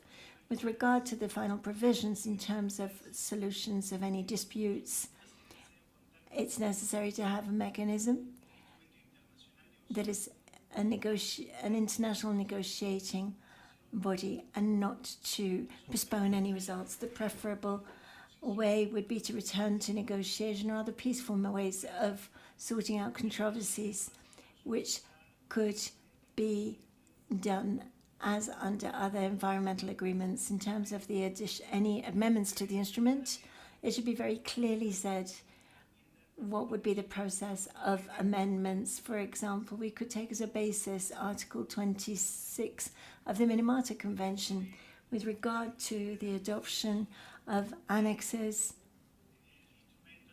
The instrument, the document, has a series of annexes proposed, and from a procedural point of view, we should start to consider this after we have dealt with the central points relating to the instrument. In terms of the entry into force, the options presented seem to be consistent to us with the provisions under the Vienna Convention on the Nature of Treaties. We need to look at the issue of reservations and how to withdraw from the instrument. We also always have to respect the Vienna Convention so that the withdrawal of a country means it would not affect any legal issue that took place before the withdrawal.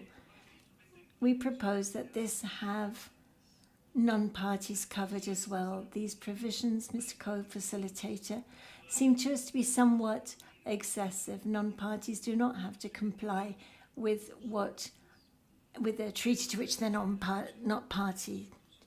And in terms of other multilateral environmental agreements, we must take into account the need to not alter the rights of member states under existing agreements and to respect and complement the mandates of other multilateral agreements. I thank you, Mr. Co-Facilitator.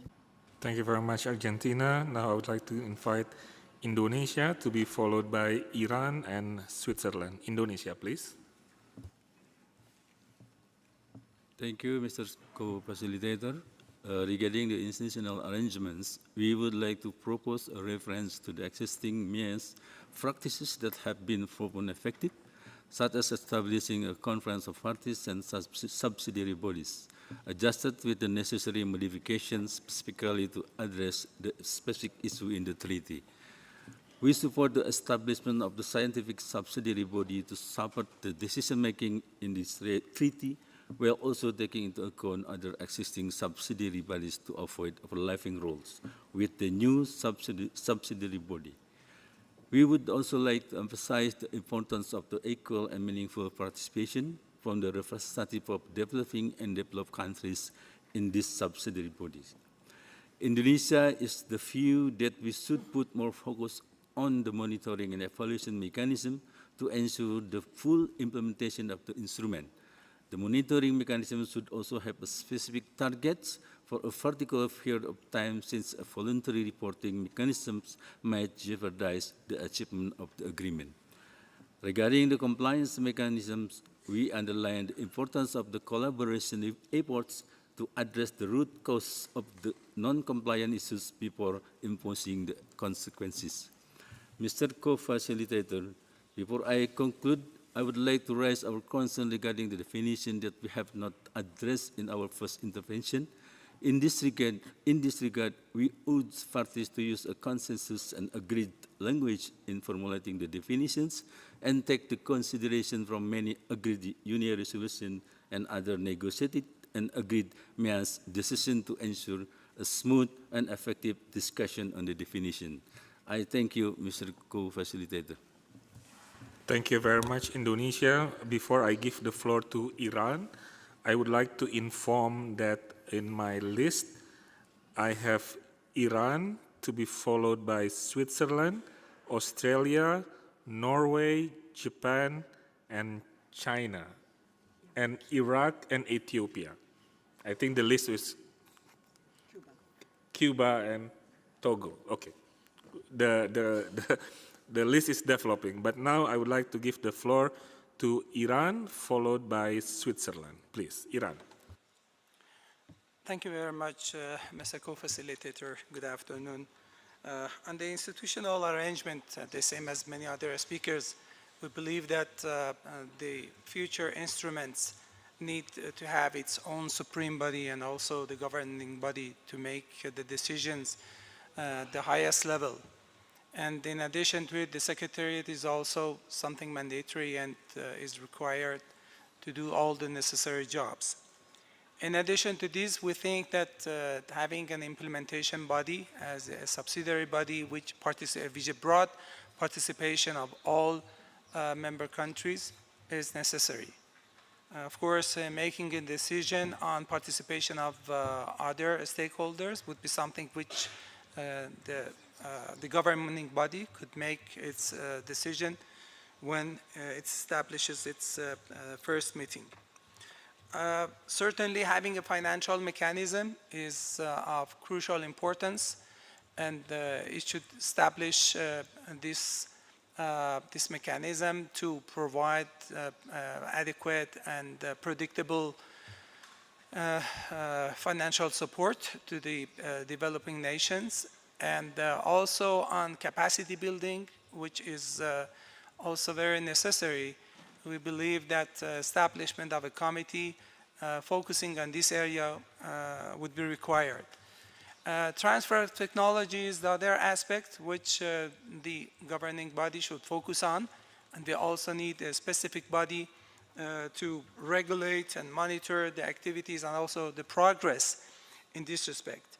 However, we cannot accept any kind of compliance body. Of course, we can have a review body or an implementation committee which could assess the progress of the instrument. And there is one more issue with respect to the rules of procedure. This is something that when the governing body, the supreme body, makes its own first meeting, they can make its decision and adopt the rules of procedure in a way that the substantial issues should be decided based on consensus, and on non-substantial issues, if all efforts are exhausted to achieve a consensus and then no result, then we can have a 2/3 or a majority voting. Thank you. Thank you very much, Iran. I give the floor now to Switzerland, followed by Australia. Thank you very much, Mr. Co-Facilitator. With regard to institutional arrangements, Switzerland would like to remind that previous MEAs have provisions that provide a good basis for establishing the governing body, subsidiary bodies, and the Secretariat. We can use and build on these examples. The establishment of subsidiary bodies should be driven by identified needs as mentioned in the proposed approach C of paragraph 63 in the synthesis report. Our discussions during the INC process should provide insights on which subsidiary bodies should be established within the instrument and which subsidiary bodies may be established at the later stage. Already established MEAs contain a provision enabling its COPs to establish subsidiary bodies, for example, technical or scientific bodies. This is an important provision as it allows the COP to decide whether a particular subsidiary body is needed at a particular time and for a certain duration. Regarding the Secretariat, the future instrument should be independent, as is the prevailing practice of existing MEAs. While it is important to clarify the functions of the Treaty Secretariat during the INC process, it is the governing body on the future treaty that should decide on the location of its Secretariat at the first COP. This is established practice and respects the MEA's autonomy in decision-making. Finally, on final provisions, Switzerland considers it important to have provisions which allow for an amendment of the instrument to enable further development and gradual strengthening of the treaty. Thank you. Thank you very much. Before I give the floor to Australia, just to give a sense of where we are right now, we are at 12 minutes past 5. I have Australia, Norway, Japan, China, Iraq, Ethiopia, Cuba, Togo, Ghana, Nigeria, and Rwanda. Unfortunately, we will not be able to. Fiji, please. Okay. So please, I think in order for us to really move forward within the framework of time that we allocated, and also taking into account the availability of the interpretation, I would appeal to delegates that we can close that list of speakers until Fiji, and unfortunately we may not be able to give the floor to observers at this point in time, because what we are planning is after the last intervention from Fiji, I will invite the Secretariat to make a brief presentation on the intersessional work, but I will not open the floor for comments. I will just ask them to make the presentation to inform you, so it will be taken up later on in the committee. Because after that, we will need to pause for a couple of minutes so that the facilitators can prepare the summary that we will report back to the meeting. Okay, so this is where we are right now. I hope everybody can understand, and we seek your indulgence that this is the course of action that the co-facilitator will take in the remaining of the time. And I would like to appeal to delegates to really please deliver your intervention in a very concise manner, because you can also submit your intervention to the Secretariat. If it is agreeable, we will proceed.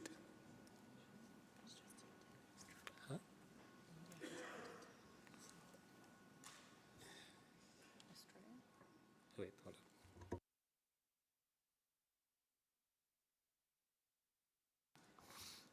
Okay, and I see India as well. Okay. So please be as concise as possible. If you can do it in less than 3 minutes, that would be greatly appreciated. Okay, so now I would like to give the floor to Australia, followed by Norway. Thank you, Mr. Co-Facilitator. On institutional arrangements, Australia supports an overarching approach that provides for flexibility rather than locking in specific details that may not be fit for purpose in the future. Australia favours the establishment of a governing body that is empowered to establish subsidiary bodies as it considers necessary to ensure the effective implementation of the instrument and to respond to future challenges as they arise. Where subsidiary bodies are established, we recommend that details regarding membership and election processes be included in procedures set out by the governing body, rather than in the instrument's text. As a priority, we would seek, for example, for the governing body to establish a scientific body to harness independent scientific advice as well as Indigenous advice and expertise to inform the instrument's implementation. On final provisions, Australia considers the elements outlined in the document INC-1/8 that they form a sound basis for discussions, noting that these provisions tend to be similar across many other multilateral environmental agreements. We note that the final form of this text will need to be considered in light of the broader instrument text once that is known. We will share our more detailed comments on this topic through Contact Group 3. Thank you. Thank you very much, sir. You are a role model. Thank you. I give the floor now to Norway, followed by Japan. Thank you, Mr. Co-Facilitator, and good afternoon, colleagues. Norway seeks the establishment of a conference of the parties with capacities and functions similar to that of conventions like Basel, Minamata, and Stockholm. As a starting point, we would like to use relevant text from those conventions, which we see are relatively standard. The synthesis report lists a number of functions. We would prefer a listing equivalent to that of other chemical and waste conventions. In addition to what is listed, the COP should have the power to adopt protocols like Basel. The more detailed functions of the COP should be set out in the relevant articles of the convention, and not in the article of the COP itself. Here again, we see other conventions as a template. This delegation sees the needs for subsidiary bodies to be established from the beginning, and these should be set out in the relevant articles of the treaty. In our view, this would apply to the Compliance Committee and any subsidiary scientific body supporting the listing of chemicals and polymers. Norway does not see the need for a separate article on subsidiary bodies. Like other conventions, the establishment of subsidiary bodies should be listed as one of the capacities of the COP. Similarly, for the Secretariat, we would like to see the same capacities and functions as for other relevant conventions, and we suggest using this as our starting point. Thank you. Thank you very much, sir. And now I give the floor to Japan, followed by China. Thank you, Mr. Co-Facilitator. With regard to institutional arrangement, Japan particularly expects the Secretariat to play a neutral role in the implementation stage. For subsidiary bodies, they should be able to evaluate situation of each field or all fields, so that they can accumulate, update, and share the latest scientific knowledge while avoiding duplication roles with other organizations and avoiding having too many bodies. The bodies for scientific, technological, and economic social evaluation should be functioned under the convention to periodically evaluate scientific findings and make recommendations to the COP. There are several options for the system, such as a subsidiary body, an independent body that specializes in the plastic convention, or a science policy panel that is being discussed separately. And it is necessary to consider the desired system, keeping in mind that system may differ depending on what is evaluated. The involvement of multiple stakeholders, including industry, is important in the evaluation. For final provisions, as suggested in our submission, we believe that concrete discussions should be conducted when provisions related to obligations become clearer in the course of negotiation. Thank you very much. Thank you very much, Japan. Now I would like to invite China, followed by Iraq. China, please. Thank you, Co-Facilitator. China fully acknowledges the importance and the necessity of establishing a governing body, and that its TOR should be clearly defined in the instrument, including the important activities mentioned in the synthesis report, subject to optimization and adjustment according to the provisions of the future instrument. China supports the establishment of relevant subsidiary bodies to undertake specialized technical activities such as scientific, technical, and socio-economic assessment. The membership of the subsidiary bodies should take into consideration regional and gender balance and the representation of specialized skills so as to ensure the full participation of developing countries. The subsidiary bodies shall carry out their work as mandated by the COP, and their science-based outcome documents shall be considered and adopted by the COP. For procedural consideration and to make our work easier, we support the formulation of the final provisions covering dispute settlement, amendment, adoption and amendment of annexes, entry into force and exit clauses. Given the final provisions' close connection with the preceding paragraphs, we suggest that the final provisions be added and revised accordingly after the substantive provisions are finalized. With regard to final provisions, we suggest that reference be made to the final provisions of the Stockholm Conventions, Minamata Conventions, and considering that the final provisions would need to be aligned with the core obligations and the control measures of the instrument, we suggest that the final provisions be defined after the substantive provisions have been finalized. We believe that, as with other existing MEAs, the final provisions should facilitate ratification and compliance by members, that any revision of the instrument or annexes, if any, should be based on thorough scientific verification and clear and fair process, and that any disputes should be solved through negotiations or other peaceful means. Thank you, co-facilitator. China. Now I would like to invite Iraq, followed by Ethiopia. شكرا سيد الرئيس. فيما يتعلق بالهيكلية.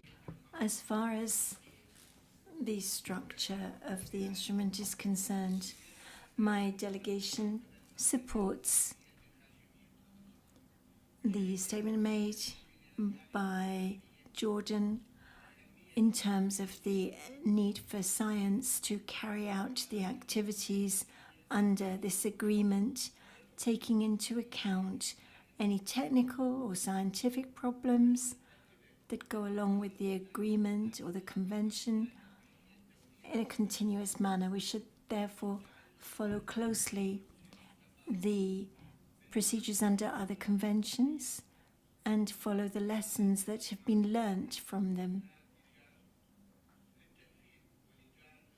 I'd also like to support the creation of a subsidiary body for the implementation and monitoring. Since this will be broad, plastic is not a limited item, but instead a sign of the modern civilization.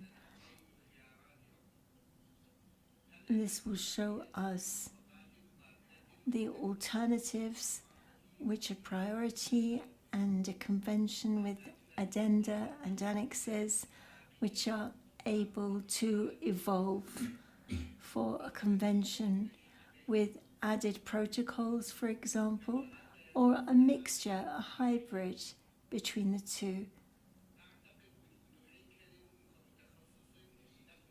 Such a convention requires the creation of an agreement for the transition, for technology transfer, and I support the Islamic Republic of Iran.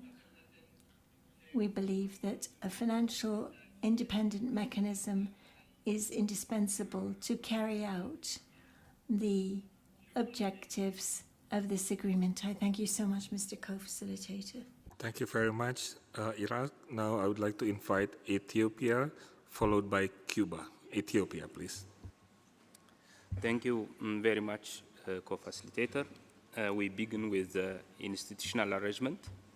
We generally support the proposal made that establishing COP, the main decision-making authority under the instrument, as indicated in paragraph 52 of the synthesis report, and strongly support consideration of its function as indicated in paragraph 57 and 58 of the report. Regarding the subsidiary bodies, we support the establishment of more than one subsidiary body, including subsidiary body for compliance, considering fair representation of regions as stated in the paragraph 64 of the synthesis report. This will help to make informed decisions by the governing body and provide an opportunity to address critical issues to meet objectives of the instrument. However, we will not support the facilitation role of the subsidiary body to set or increase ambitions as indicated in the second part of the paragraph 70. We believe this would create a loophole. Regarding the establishment of the Secretariat, we also believe the necessity to be mandating the Secretariat to do its function as highlighted in paragraph 85 by mandating the Secretariat of the synthesis report. We also support the inclusion of the financial provision in the future instrument, given that this should come at final stage of the negotiation of the instrument following the final provision of the core obligation. Thank you.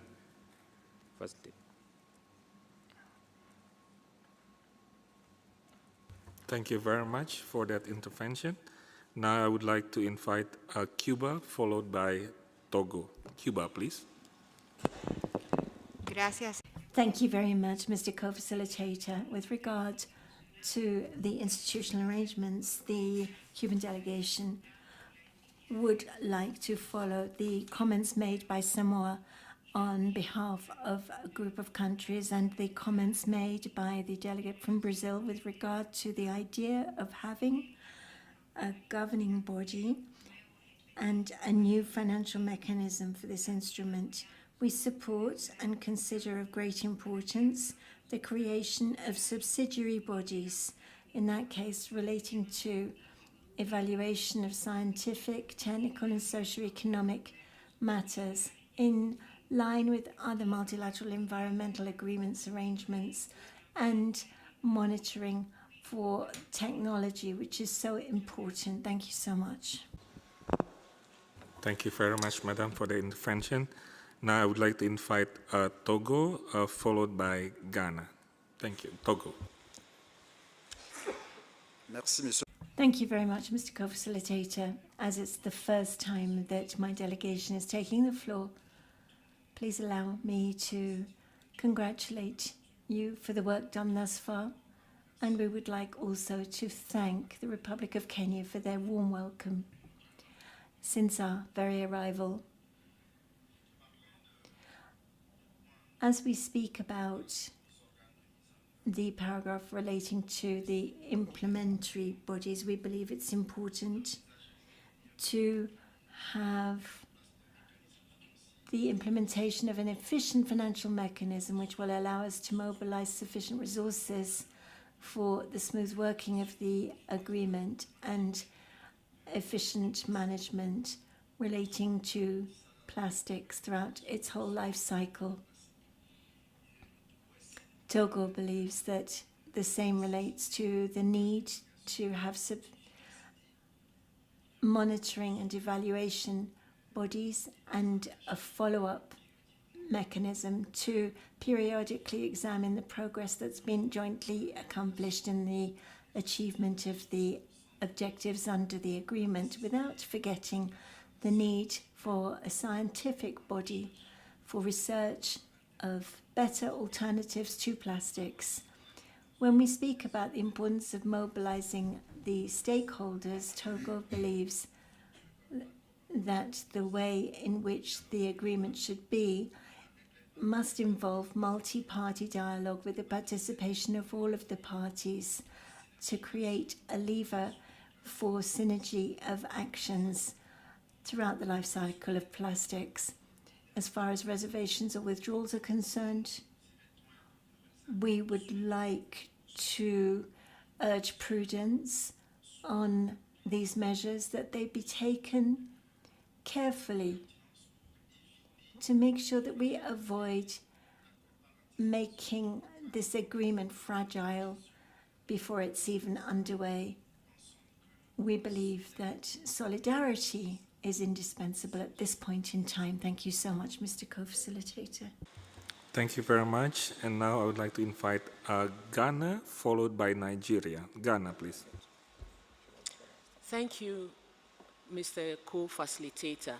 Ghana believes that there are best practices enshrined in the existing multilateral environmental agreements that should be adopted, and this includes the following: a governing body in the form of a conference of parties, which is composed of representatives of all parties in the future instrument as the main decision-making body, by convening ordinary and extraordinary meetings. The establishment of a secretariat to facilitate the implementation of the decisions of the Conference of Parties to deliver on its mandate.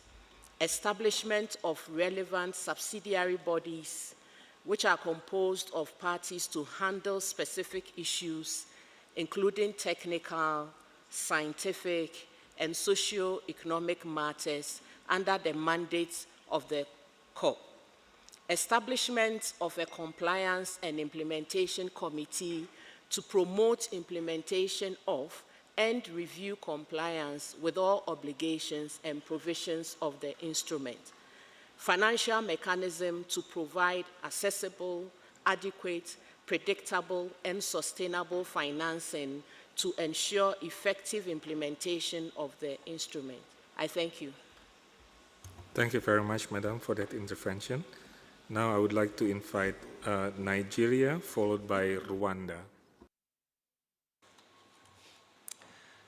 Thank you, Mr. Co-Facilitator. With regards to institutional arrangements, the Nigerian delegation are of the view that there should be one governing body. Hence, we are not comfortable with paragraph 54 of the synthesis report on institutional arrangement requiring two governing bodies. On the establishment of subsidiary bodies, the option on paragraph 63C would be more preferred by my delegation. We also want to mention that while it is important to build synergies with existing bodies, the subsidiary bodies should be directly accountable to the governing body. Thank you, Mr. Chair. Thank you very much for the intervention. Now I would like to invite Rwanda, followed by Fiji, please. Rwanda. Thank you, Mr. Co-Facilitator. In terms of institutional framework, Rwanda supports one that is characterized by a governing body with key subsidiary bodies established in the instrument. These subsidiary bodies should have predefined roles and responsibilities, as well as be responsive to the needs of the governing body to inform decision-making. These should include a scientific and socio-economic assessment body, which should inform the governing body in their decision-making. The governing body should be empowered to determine their terms of reference. We also support a newly established multilateral fund to provide financial and technical assistance, which is critically important in implementation of the instrument, of the treaty.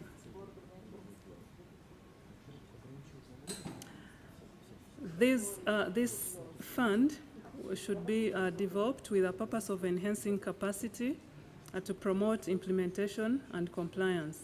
Financial support should be predictable and stable, covering enabling activities and agreed incremental costs.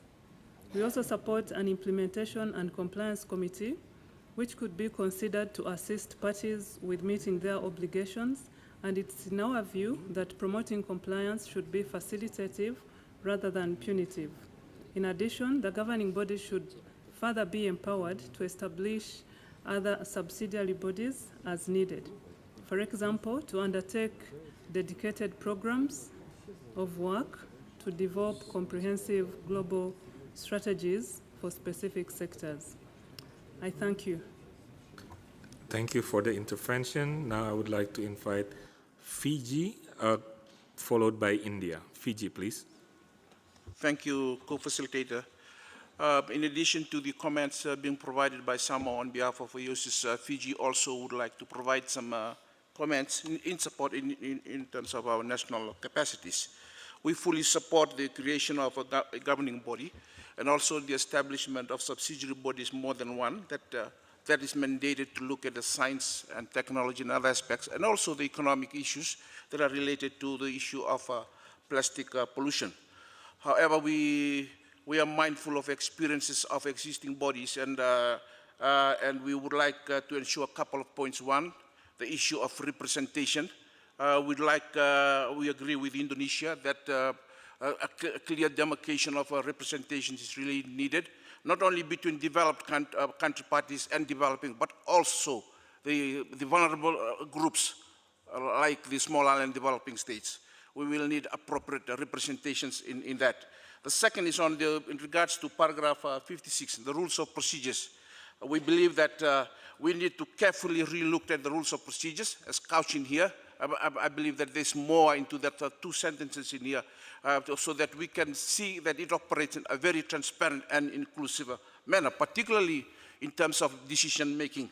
The third is the TOR or the mandate of the SBs.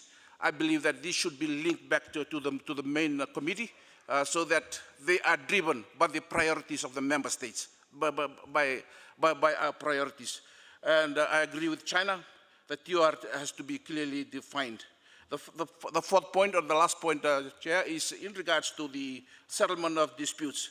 We need an autonomous body in paragraph 91. I think this is critical given the humongous task that is before us in relation to resolving or ending plastic pollution. I thank you, Chair. Thank you very much, sir, for the intervention. Now I have India, followed by Republic of Korea, and that would be the last intervention from member states. India, please. Thank you, Mr. Co-Facilitator. We would not be repeating many of the things which have been already spoken by the other distinguished delegates. Some points which we want to highlight is that regarding the governing body, like many others, we support the establishment of a COP. The instrument should have a permanent secretariat. For meeting the objectives of the instrument should have a body to assess the means of implementation, including through the mechanism of a dedicated multilateral fund, which works in a dynamic manner, taking into account national circumstances and capabilities, and for meeting the substantive obligations put on developing country parties by this instrument. The instrument should also have technical and scientific committees in the form of subsidiary bodies that would guide informed decision-making by the COP. It is also important to have a subsidiary body on technology which deals specifically with technology transfer to the developing countries through innovative mechanisms. Thank you. Thank you very much, India, and now Republic of Korea. Thank you, Mr. Co-Facilitator. As for institutional arrangement, the Republic of Korea supports establishing a governing body, such as a conference of parties, as the main decision-making body of the instrument. We can also support establishing a secretariat mandated by the instrument. As a strong believer of a science-based approach, the Republic of Korea supports the idea of establishing one or more subsidiary bodies, in particular, one subsidiary body dedicated to the scientific and technical assessment of main elements of the instrument. On final provisions, we are generally comfortable with all the elements presented in the synthesis report, as usual included in the final provisions of other MEAS. We would like to echo US and other delegations that it is too early to start negotiations on final provisions now. We can discuss final provisions only when we have clearer pictures on the substantive elements of the instrument. I thank you. Thank you very much. And at this point, we have concluded the intervention from member states. And I would like to thank you once again for your understanding that you have delivered your intervention succinctly. I think we have time for observer. I would like to give the floor for 3 observers, and please be succinct and concise, not more than 1 minute per observer. So please just go to your direct points. So now I would like to invite, I will read out first. There will be the South Asia Cooperative Environment Program, or SACEP, and then that would be IGO 13, And then the second one, International Science Council, NGO-10.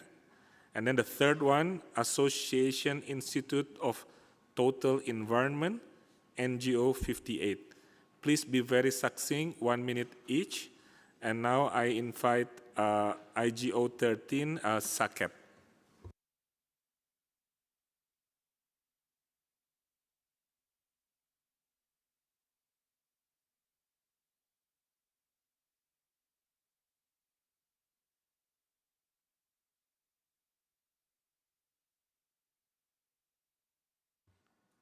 IGO-13.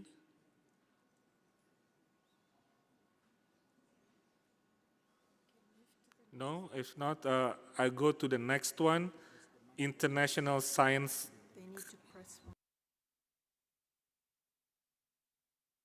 Okay, IGO-13, can you press the mic? IGO-13. Okay, you have the floor.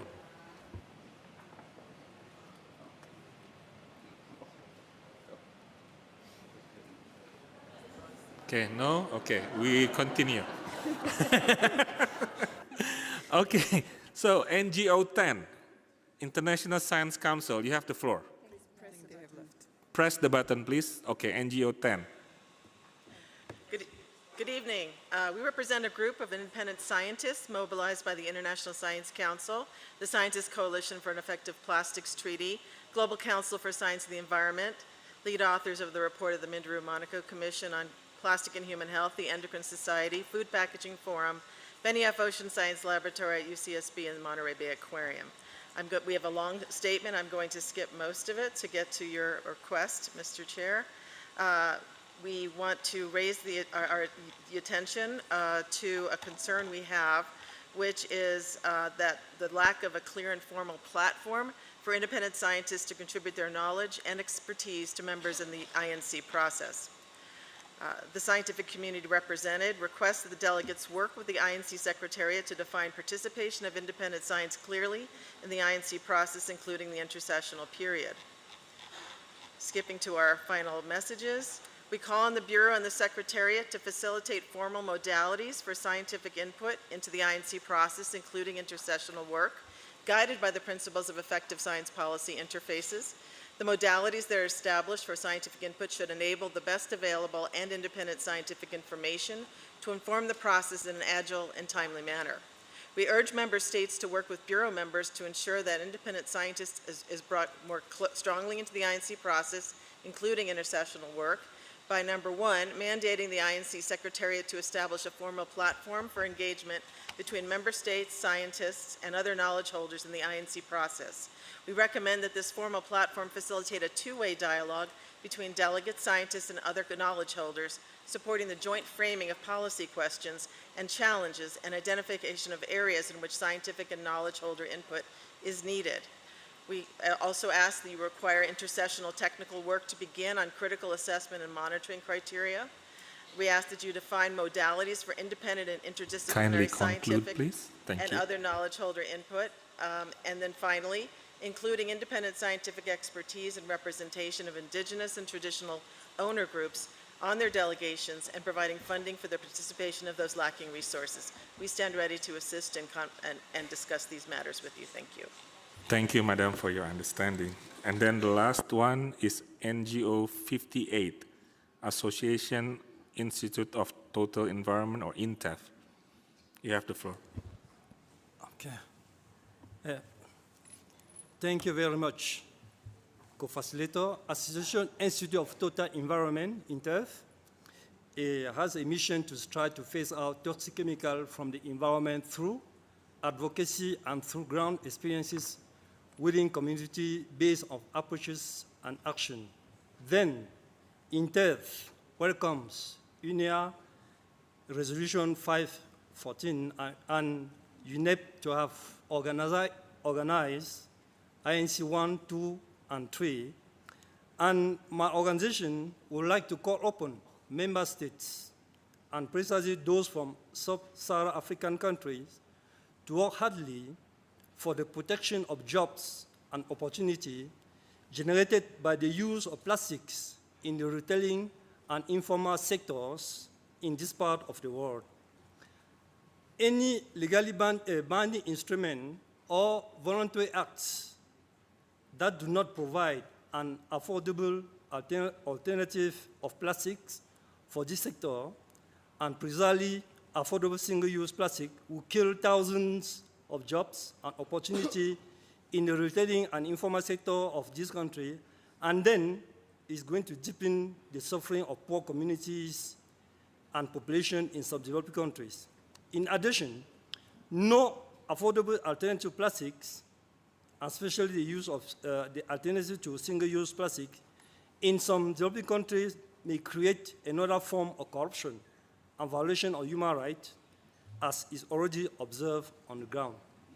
Thank you very much, Facilitator. Thank you very much, sir. And since the first IGO did not speak, so I have one more spot. So I would like to give the floor to NGO 15. NGO 15, Women Group Ending Plastic Pollution. You have the floor.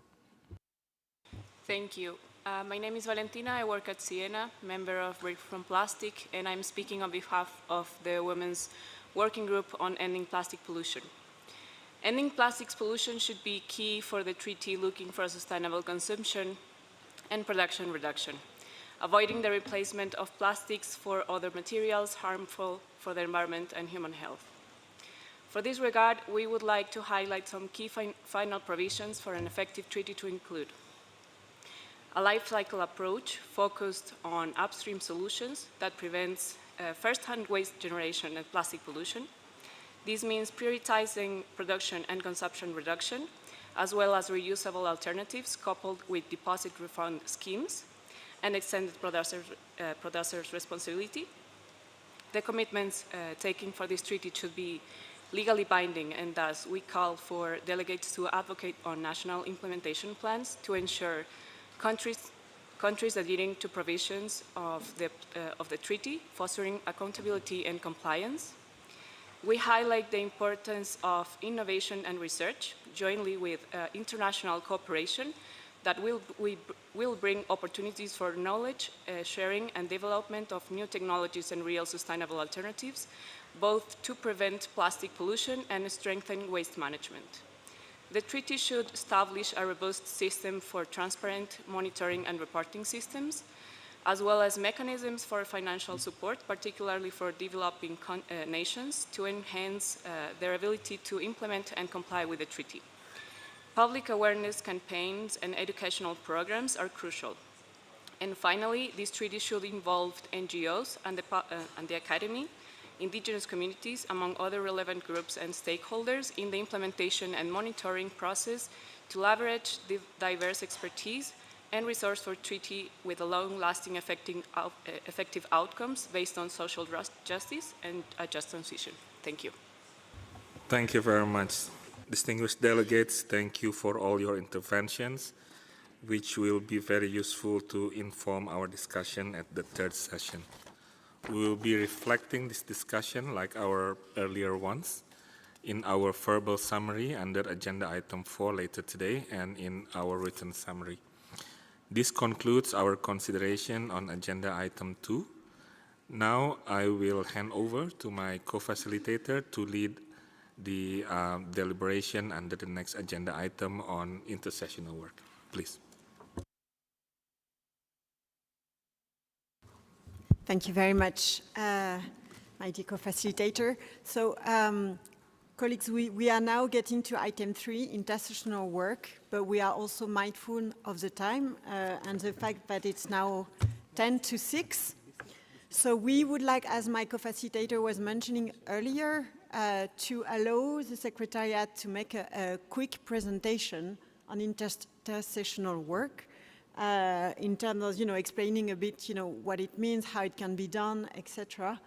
And we would suggest then to defer our discussion on intersessional work to the INC. So we would be all coming to the INC, and in the report that we will make, we will indicate that because of the timing, we did not have time to request or to have the discussion on intersessional session, but that we request to have some time allocated in the context of the INC to discuss intersessional work.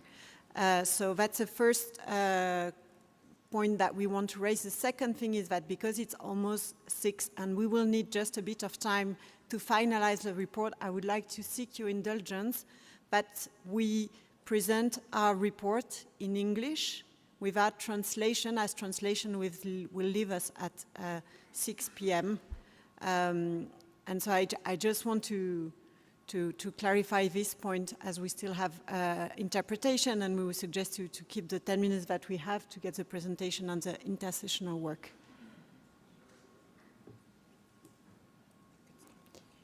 It is also obviously clear that then we will make our report to the plenary in INC, where it will of course be translated.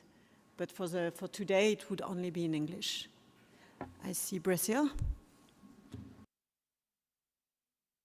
Thank you very much. Although we're interested in hearing what the Secretariat will report on intersessional work, we do believe that countries should have the opportunity to address their priorities on intersessional work. So if we're here to have a balanced meeting where we address all the agenda's items, we would need some space in order to address the issue as well. Thank you.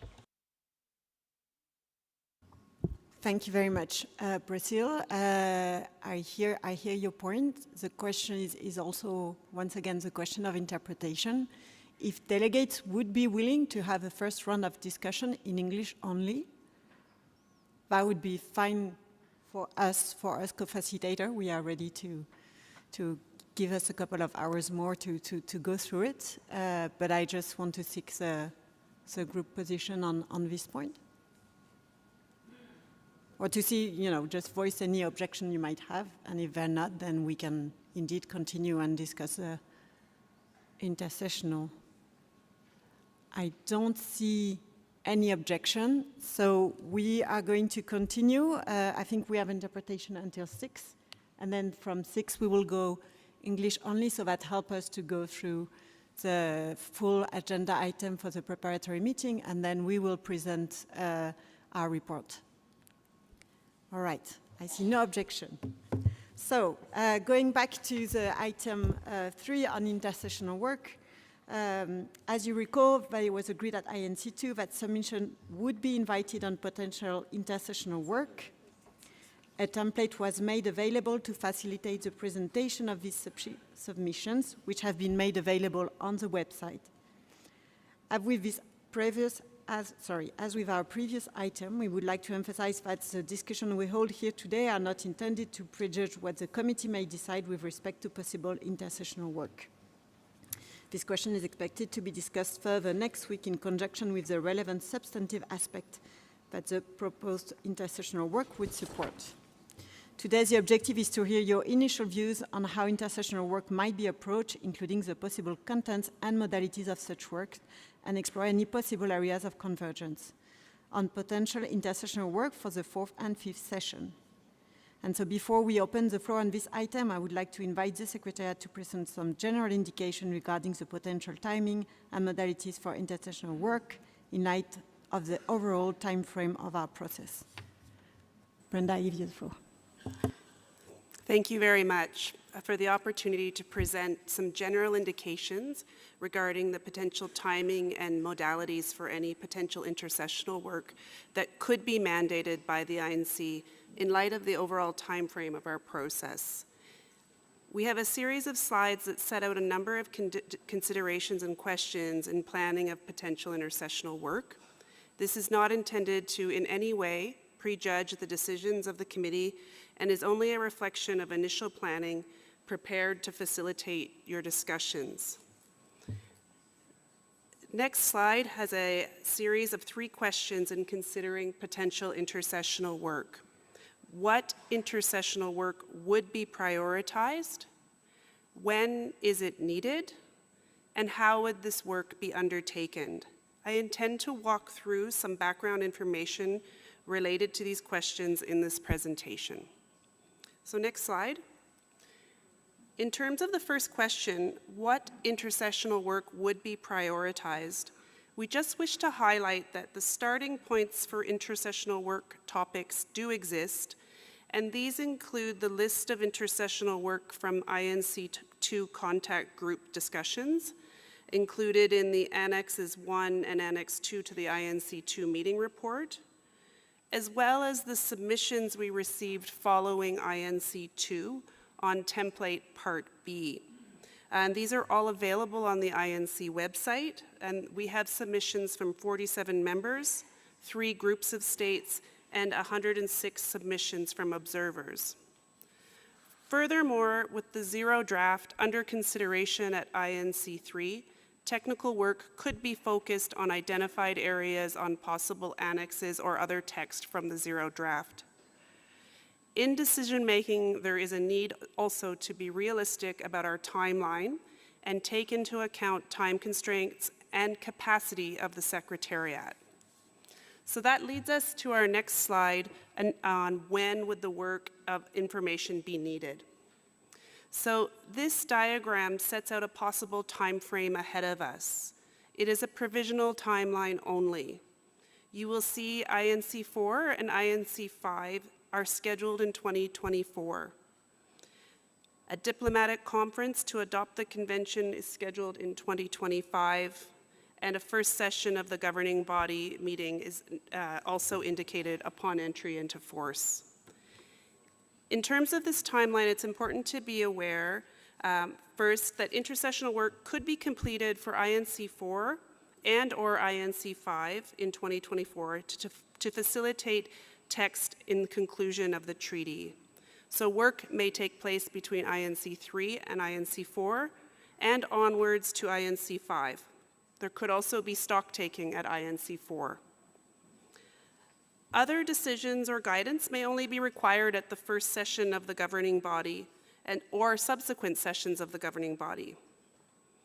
Finally, there is a possibility, as was the case for the Minamata Convention, that there may be additional INCs between the diplomatic conference and the first session of the governing body. This time may be used to help develop certain guidance materials in preparation for the first or subsequent sessions of the governing body. Next, in terms of how could this work be undertaken, on the next slide. We want to highlight the possibility to bring information into the process. So the first item is through information documents for consideration at INC-4 or INC-5. And given the timeline we're presented with, the proposal would be they could be in English only.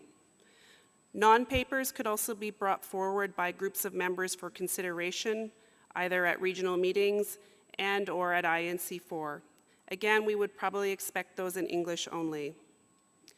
Some possible options for the modalities to develop such information include mandated working groups, such as nominated technical groups, or open-ended groups. And secondly, Secretariat-produced information documents. On the next slide, we introduce a number of examples available on technical groups that have been mandated.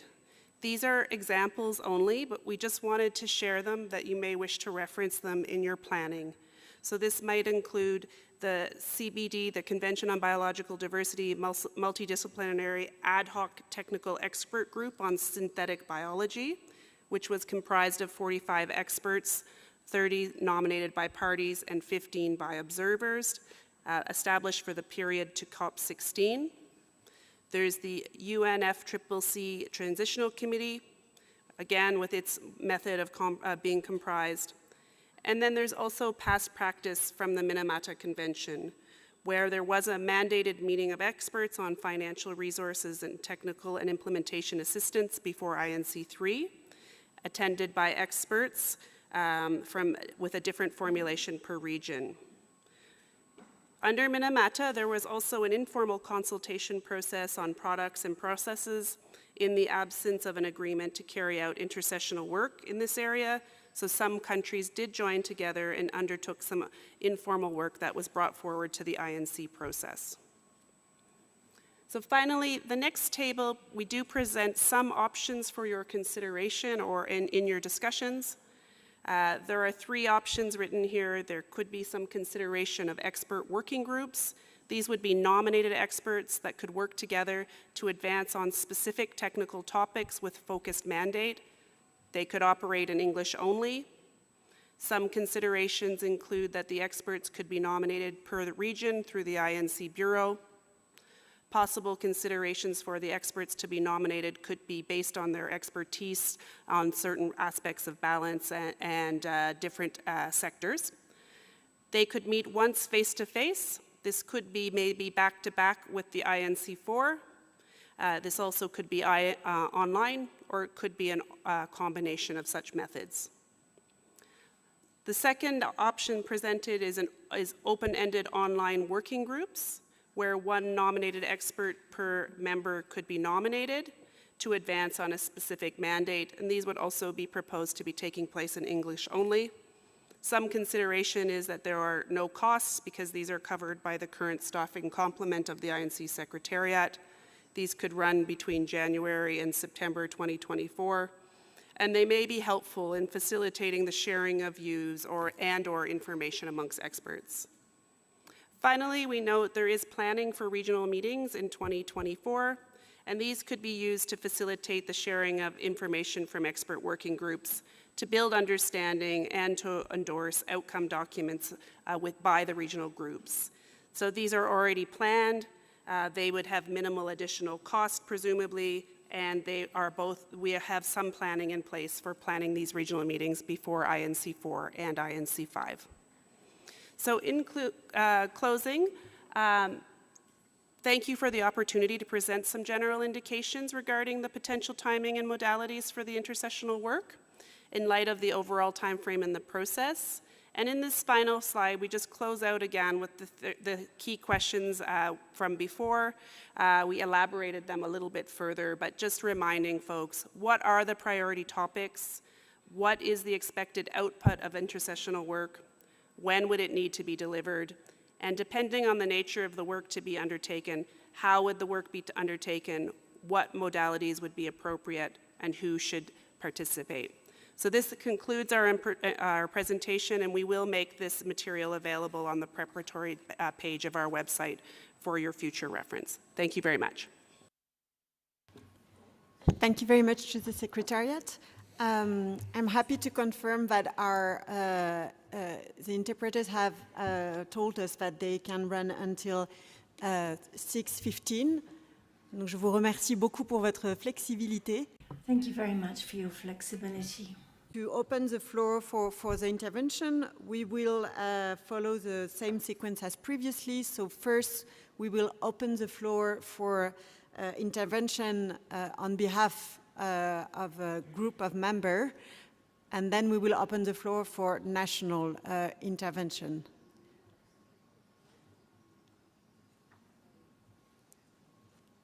And I just want to check first, I think Cuba, it's an intervention at the national level, right? Or is it in the name of a group of countries?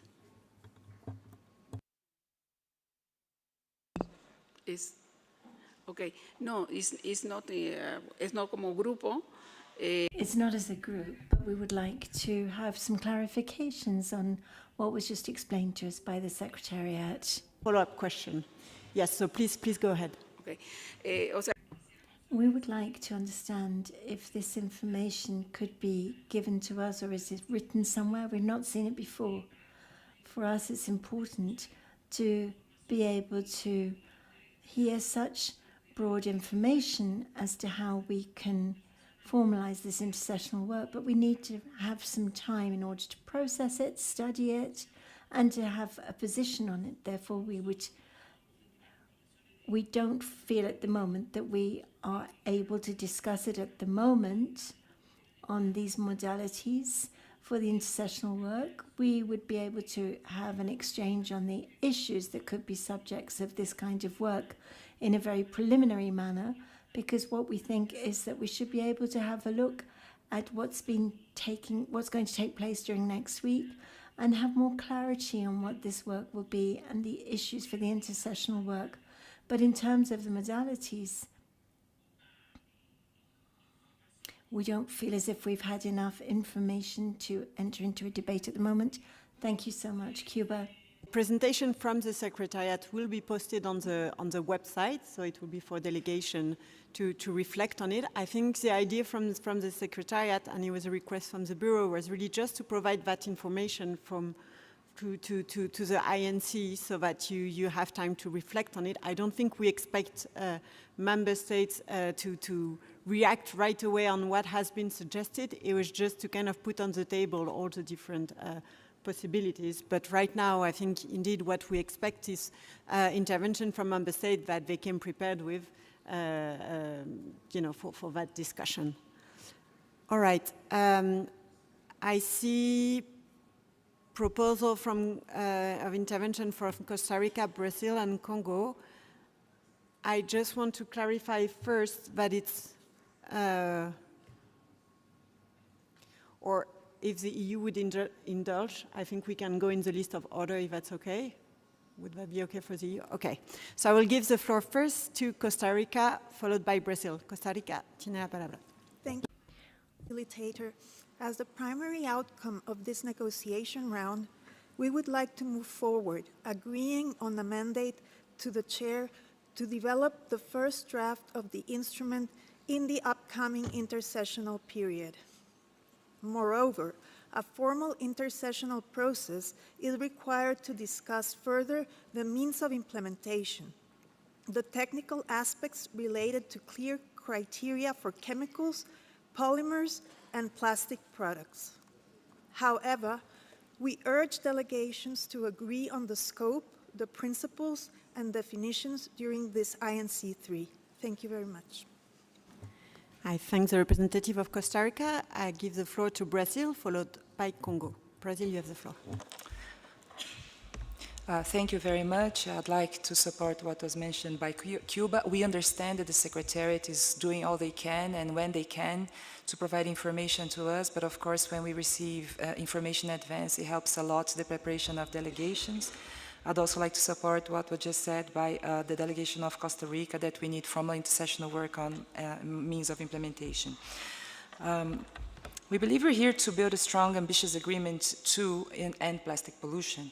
This is a desirable objective, I think, shared by everybody here, and at the same time a daunting one in terms of the scope of what we have to commit to do in order to finally reach the objective of ending plastic pollution and protecting the environment and human health. As you may know, after INC-2, Brazil and the UK engaged on an informal, country-led exercise focused on chemicals and polymers of concern as a contribution, which is, let me stress, of an informal nature to this process, where we made an effort to have as many participants from regions around the world as possible, because we believe we need to work to find more clarity in order to build a regime that is easily understood by everybody. We offer the outcome of this exercise as an informal and positive one. This could serve as a reference as needed and as wanted by members of the INC. At the same time, we are also aware that countries who will adopt the agreement won't have the same starting points when it finally enters into force. While some countries already have legislation, policies, and infrastructure in place and are already developed, and whose societies already have access in its majority to decent work and lower levels of waste pollution, and will have better conditions in the end to implement the convention, others will struggle to have minimum conditions to implement rules on the issues we are discussing in the INC, especially in Part 2 of the Zero Draft.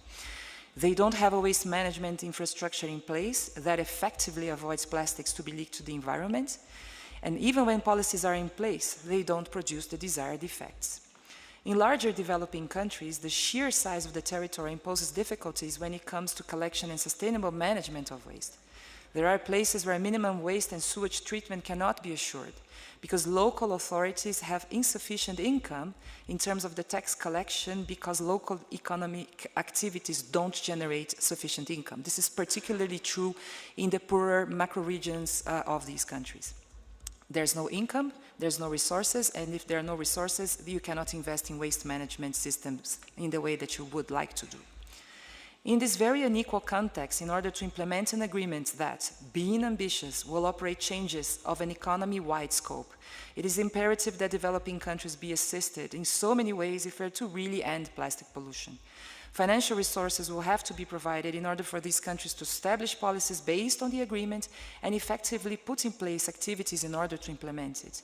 Many areas such as waste management, just transition for all, especially workers, in particular waste pickers, support for science projects and innovation initiatives by academia and many stakeholders, producer responsibility schemes that really work and so on will depend on funding so that we finally close the tap of plastic pollution. We cannot only work and commit to obligations if we don't work on financing solutions for developing countries. For this reason, my delegation cannot commit to work in an intersessional period that does not include work on financing solutions and options for developing countries. Just like other delegations, we do expect that developed countries who command larger financial and technological resources take the lead in the international cooperation. We will need to implement this convention in a very positive manner. We literally cannot afford reaching the end of this negotiation with new rules and obligations without knowing the means of implementation that we're going to have this, available to us. We need to know the size of the costs that might be entailed in the implementation of this agreement. In climate change and biodiversity, where costs have already been at least preliminarily estimated, they run in the billions of dollars per year for developing countries to engage in activities to combat climate change and biodiversity loss. Now imagine the size of the costs entailed in the transformation efforts that will result from all the issues we are contemplating in Part 2 of our Zero Draft, where each and every article could engender a myriad of legislation acts and public policies and programs in all levels of government, and we want to put them in place. We need to work on the reality of the implementation of this new agreement that we want. In Brazil, we have done many rounds of conversation with governmental bodies and the many sectors of society about all the ideas in the Zero Draft. We're aware that this is a gigantic effort. Let's work not only on the what, and as by working with the UK on the informal exercise on polymers and chemicals, we hope we showed our openness to engage in such discussions. But let's work not only on the what, but also on the how we, developing countries, will be able to implement all this. And just a final reminder, we tend to look for examples in other MEAs for institutional arrangements, mechanisms, etc. But we also know that we have serious implementation problems in those same MEAs when it comes to resources allocated to developing countries for the implementation. Maybe we should follow other examples which are successful, such as the Montreal Protocol, or maybe we should just innovate on our own. Thank you. Thank you very much, Brazil. I now give the floor to Congo, followed by the European Union. Congo, you have the floor. Merci. Thank you very much, Madam Co-Facilitator, for giving Congo the floor. This is the first time we're taking the floor, and therefore we would like to thank the organizers, everyone who was involved in organizing INC-3,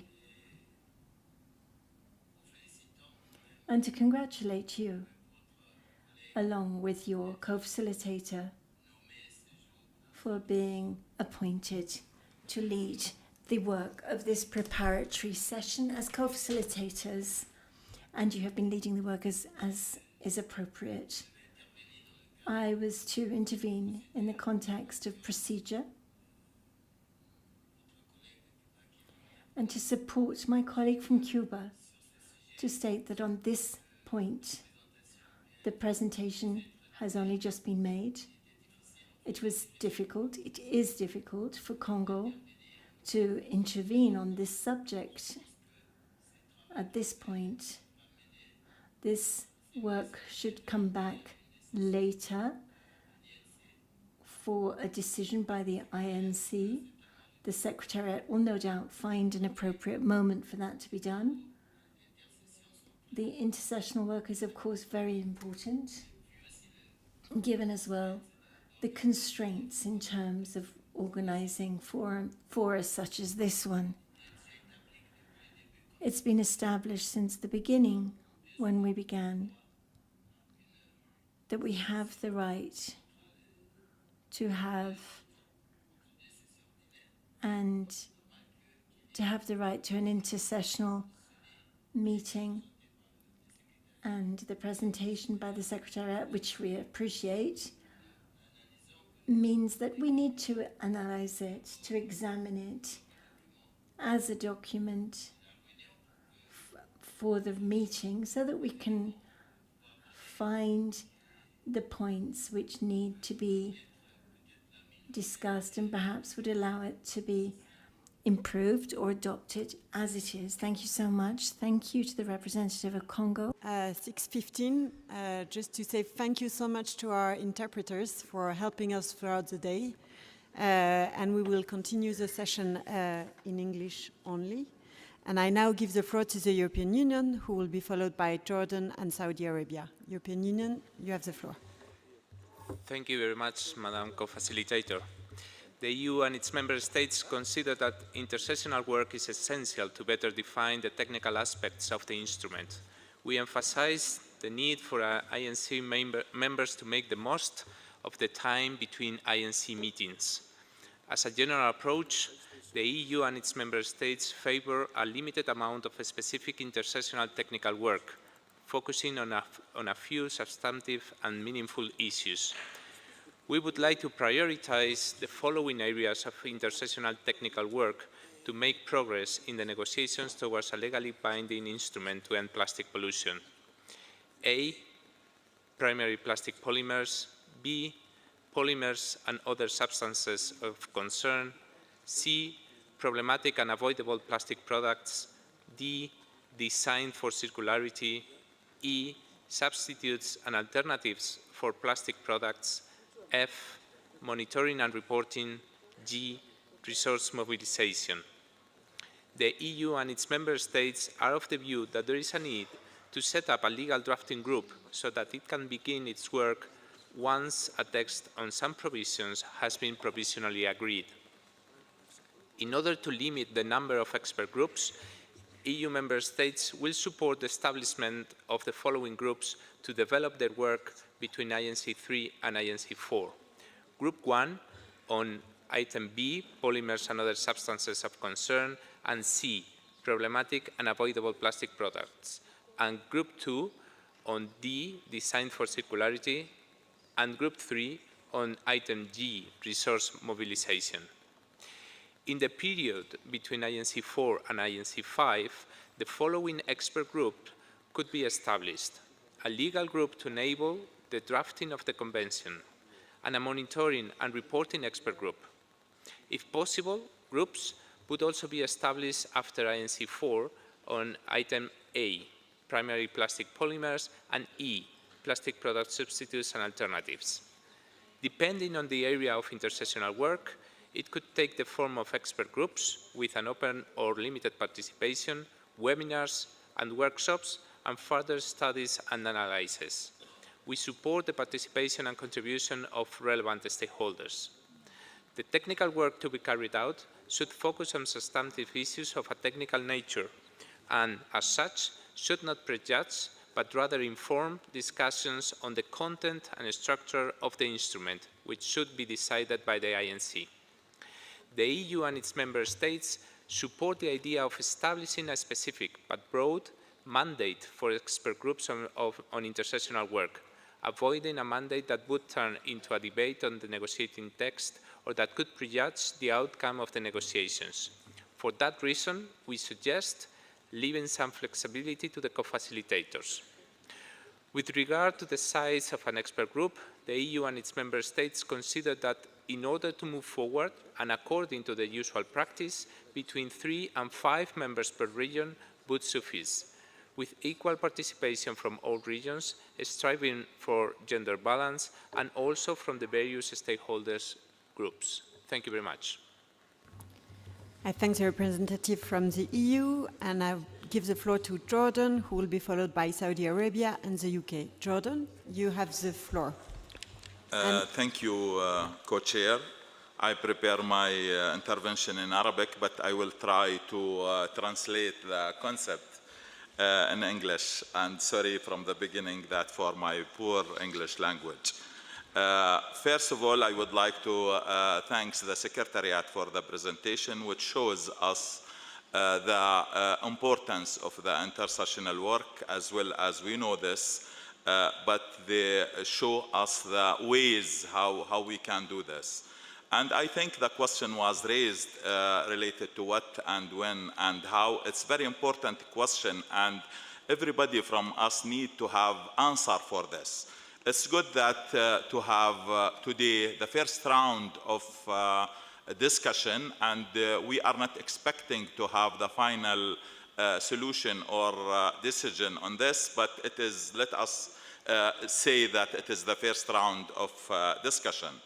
And I can agree that we need to identify the priority. Again, we don't need to prevent the wheel. And Minamata, it's not far from us now. And it was very successful intersessional work during the INC process for Minamata. And based on the nature of the convention, we can identify the groups and the issues that we need to prioritize.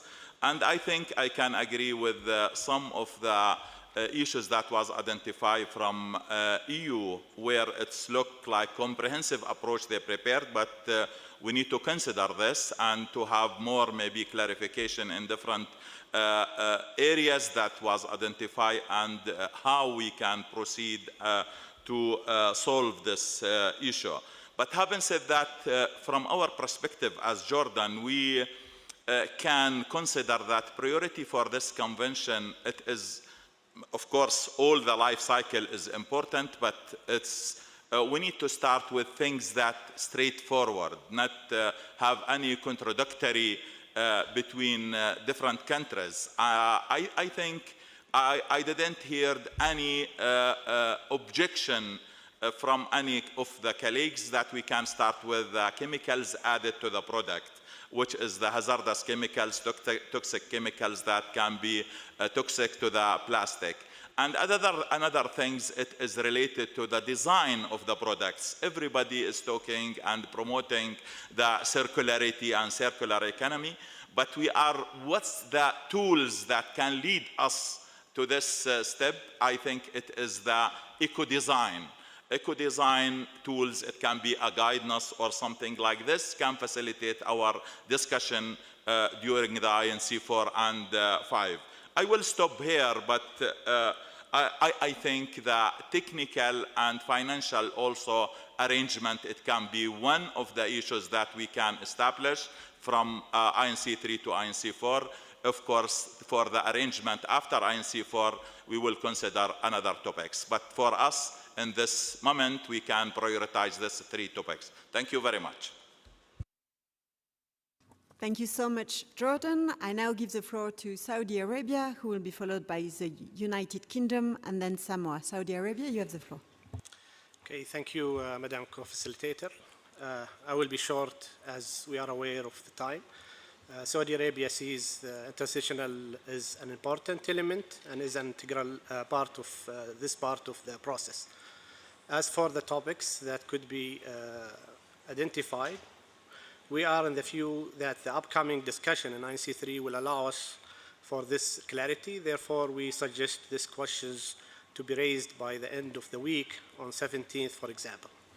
As for the sitting of this session, for participation, we see it's being limited based on our on the discussions. From technical aspect, we see our technical teams attending these sessions, and for the more political topics, it would be a bit more board. We are in preference in person meeting, as they allow us for more open and honest discussion. On the time frame, we are very aware of time limitation, and especially till INC4. So we suggest not to burden parties with an amount of intersessionals or duration. As for topics, some option we see important. First, we agree with Brazil on the point of waste management. Second, technology and capacity building, especially for developing countries. And third, plastic circularity approaches. And again, we see that the discussion of this week will create a new interest for us. Thank you. Thank you very much, Saudi Arabia. I now give the floor to the United Kingdom, who will be followed by Samoa and Indonesia. The United Kingdom, you have the floor. Thank you, and thank you for the opportunity to continue this discussion this evening. The ambitious timeline for us to complete our work makes it important that we discuss where formal in-sessional work could support the discussions on key areas and those that require the input of technical experts. We thank the Secretariat for their presentation in the light of that. From the UK perspective, we believe intersessional work could be fruitful in the following areas. Firstly, developing criteria to identify polymers, chemicals of concern and problematic plastic products. Secondly, understanding existing financial flows from all sources and potential gaps. Thirdly, criteria for product design and approaches to achieve a circular economy for plastics. And finally, understanding the regulatory landscape and gaps for addressing pollution from fishing and aquaculture gear. Due to the short period between INC-3 and INC-4, the modalities for intersessional work must be really carefully considered. And these could range from small technical expert groups, requests for submissions from stakeholders and member states, documents prepared by the Secretariat, to online seminars to support member states' understanding on particular topics. Like Brazil, we would also like to draw delegates' attention to the informal technical dialogues co-hosted by Brazil and the UK. These informal dialogues convened a group of technical experts nominated by member states to discuss definitions and criteria for the identification of plastic polymers and chemicals of concern, as well as problematic plastic products. Further information on the outcomes and modalities of this work were circulated to all INC focal points on the 10th of November and can be there to be drawn on and used as appropriate. We would like to extend our thanks to all those who participated in the groups. Thank you. I thank the representative of the United Kingdom, and I give the floor to Samoa, who will be followed by Indonesia and Norway. Samoa, you have the floor. Thank you, co-facilitator, for the opportunity.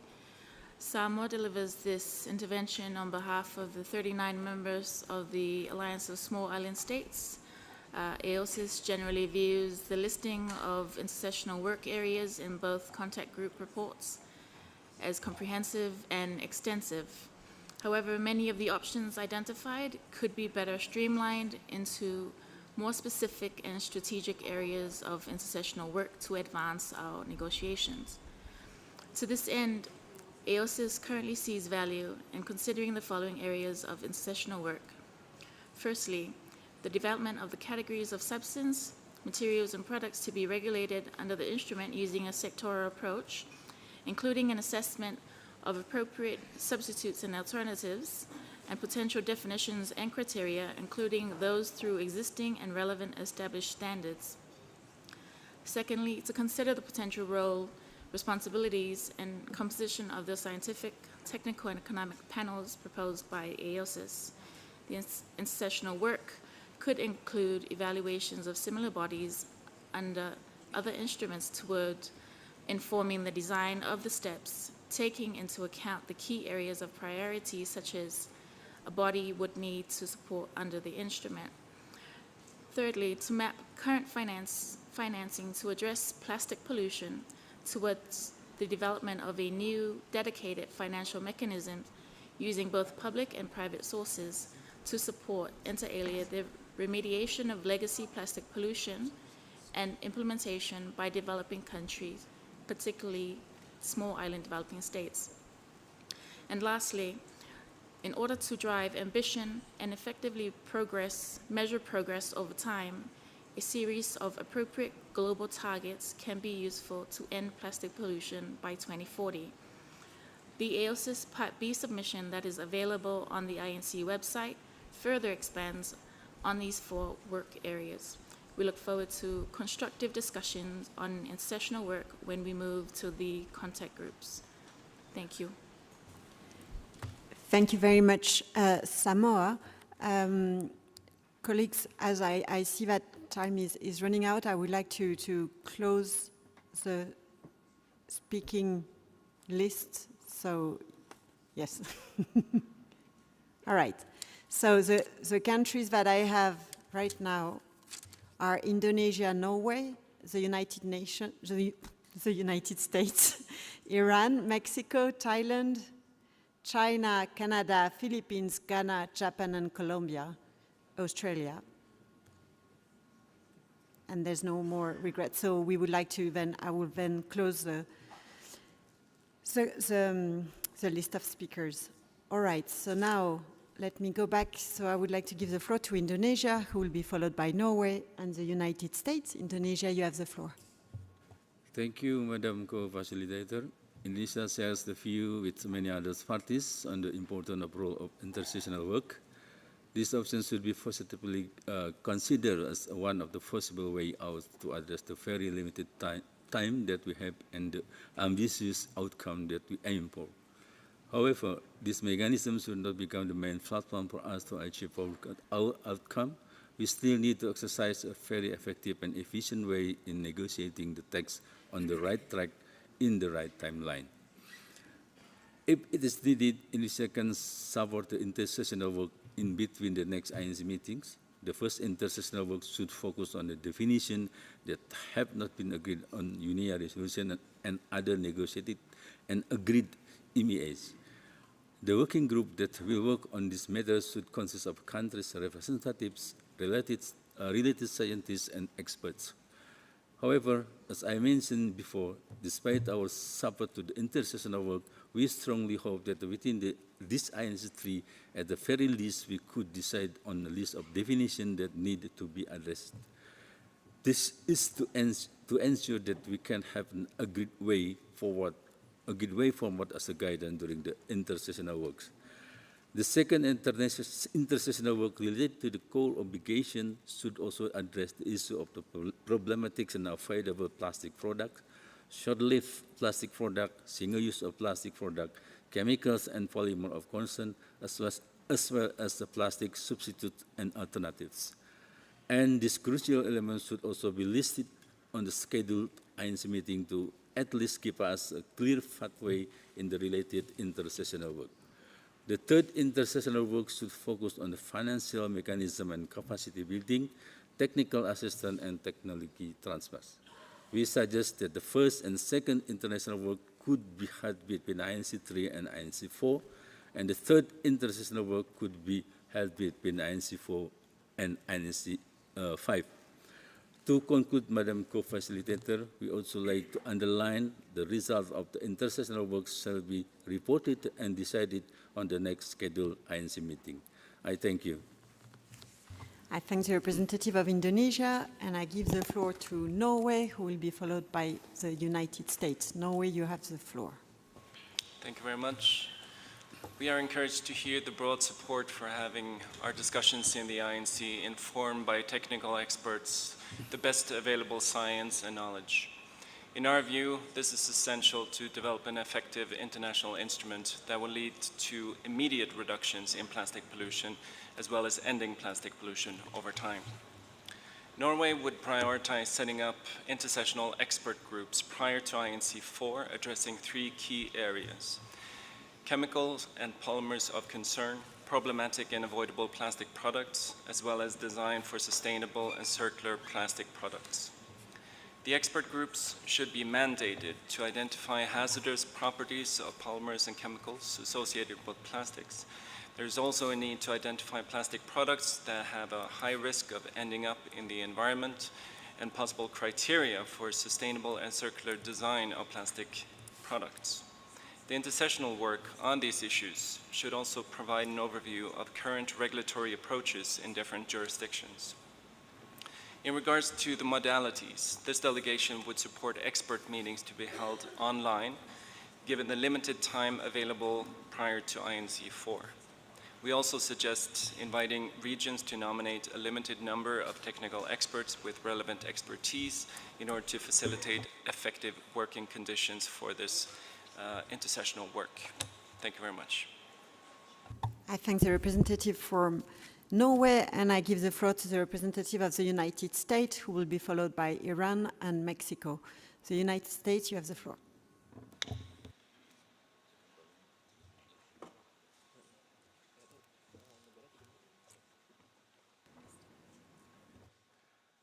United States, you have the floor. Okay. Thank you, co-facilitator, and thank you to the Secretariat for the helpful presentation. We encourage the INC to negotiate a specific decision on further work from INC-3, as was done at INC-2. The modality of negotiating a decision was helpful in building trust among members of the INC. We support capturing the textual proposals to the zero draft text made at INC-3 and using this working draft text as the basis for negotiations at INC-4. There could be an opportunity through intersessional work to build on progress made at INC-3 to advance our work on the instrument ahead of INC-4, including to advance the text. We would prefer to use a smaller group format, such as expert groups, where representatives from across the UN regions, including a few representatives of the SIDS, as was done for the Bureau, work formally on a clear and specific scope and a narrow mandate. We recognize that it may be difficult to make progress on contentious issues and would be reluctant to undertake intersessional work that may be viewed as biasing such issues.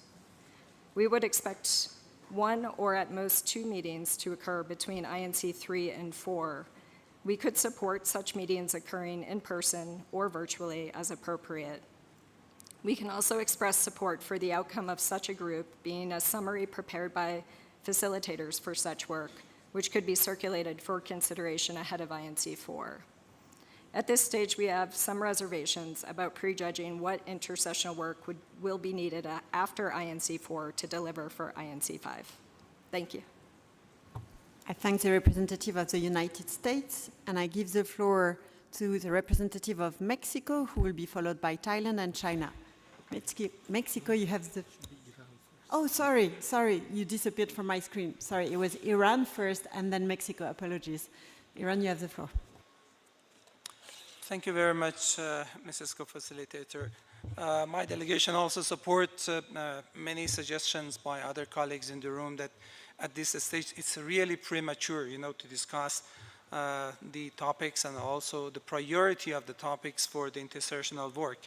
And it would be better that these discussions, take place at the end of the week, not now. And but of course, we have some ideas that what kind of topics, could be subjects in the coming intersessional work for us. Issues such as financial resources and also creation of a financial mechanism, transfer of technology, and also capacity building are of crucial importance. Also, we support that to focus and work on plastic waste management and also on circular economy and also the criteria which are needed to identify this subject. But we cannot go along with the suggestions to focus on the polymers of concern. We believe, as Jordan suggested, it would be better to stick with the issues which are not contentious, and we could reach to a acceptable conclusion at the end. So without going to the polymers, which are not the source of the problem and the pollution, we support the idea of discussing chemicals of concern. This is also true with respect to the problematic and also avoidable plastics, which we need, to identify, some criteria, of course, based on the list and also the criteria identified under the Stockholm Convention. But with respect to the format and the modalities of the discussion, we cannot accept, to establish small panels with a small participation from each regional group. So we support this discussion to take place either in the virtual format or maybe in person, and it could take place back-to-back with the INCs in future. Thank you very much. I thank the representative from Iran, and I give the floor to Mexico. Mexico, you have the floor. Thank you, Madam Co-Facilitator. We strongly believe intersessional work is needed and must be guided by the best available science, including traditional knowledge. We believe we should prioritize our work in 2 groups on preparation for INC-4. One, scientific and technical work on the identification and definition of problematic plastics and chemicals of concern and possible alternatives. And second, support Brazil on the need to have an expert groups on means of implementation, particularly financing, given that if we want ambitious outcomes, we also need equally ambitious provisions of means of implementation. Thank you. Thank you, Mexico. And I give the floor now to the representative of Thailand, who will be followed by China and Canada. Thailand, you have the floor. Thank you very much, Madam Co-Facilitator. And we would like to thank you very much for the very informative presentation by the Secretariat. We look forward to deeply studying it once it has been posted on the website to reflect our specific comment and concern later in the contact group. And in general, my delegation supports the discussion on and consideration of the intersessional work in the margins of INC-4 and 5. We also agree that technical works needed to be constructive works intersessionally by dedicated scientific groups in which we should discuss to identify what priorities should be included, as also already highlighted by several colleagues. In conclusion, we also would like to echo the interventions made by our distinguished colleagues from Brazil, Jordan, and also Mexico, that not only technical issue, but also the appropriate means of implementation, and in particular the financial mechanism or solution needed in this instrument to assist parties to effectively implement the instrument in order to achieve ending plastic pollution should be included in the intersessional works as well. Thank you very much. I thank the representative from Thailand, and I now would like to give the floor to China, who will be followed by Canada and the Philippines. China, you have the floor. Thank you, Madam Co-Chair Facilitator. The Chinese delegation agreed with many of the members here that the intersessional working group is very important. Having said that, the intersessional work should be inclusive, transparent, well-balanced, and ensure the full involvement of all the members. The INC should take into consideration the practical difficulties the developing countries face and ensure their full participation in the intersessional work. We suggest to have some prioritized topics and issues related to the development of the instrument and also in line with the INC discussions, and invite the member states and stakeholders to submit written submission as what we did before INC-3. We would propose the INC Secretariat to make a synthesis report and provide to the INC for further considerations. Thank you. I thank the representative of China, and I now give the floor to Canada, who will be followed by the Philippines and Ghana. Canada, you have the floor. Thank you, Co-Facilitator and the Secretariat, for walking us through the overview of intersessional work approaches. We see the need to push forward on substantive discussions to advance the development of the instrument and recognize that intersessional work will be key to enabling these efforts. Given the tight timeline, we must utilize the time between INC sessions. As such, priority intersessional work, particularly on obligations and core measures, should be identified through the contact groups. Intersessional work should be driven by the needs of the provisions discussed this week, which builds upon our previous 2 negotiation sessions. As for modalities, the process for intersessional work should be transparent, have regional balance, be commensurate to the level of expertise required to support the negotiations in the identified areas, as well as provide sufficient time and mechanisms for technical expert exchange. We would also like an outcome of INC-3 that clearly identifies what critical intersessional work will move forward and the respective modalities as appropriate. Thank you. I thank the representative of Canada, and I now give the floor to the Philippines, who will be followed by Ghana and Japan. The Philippines, you have the floor.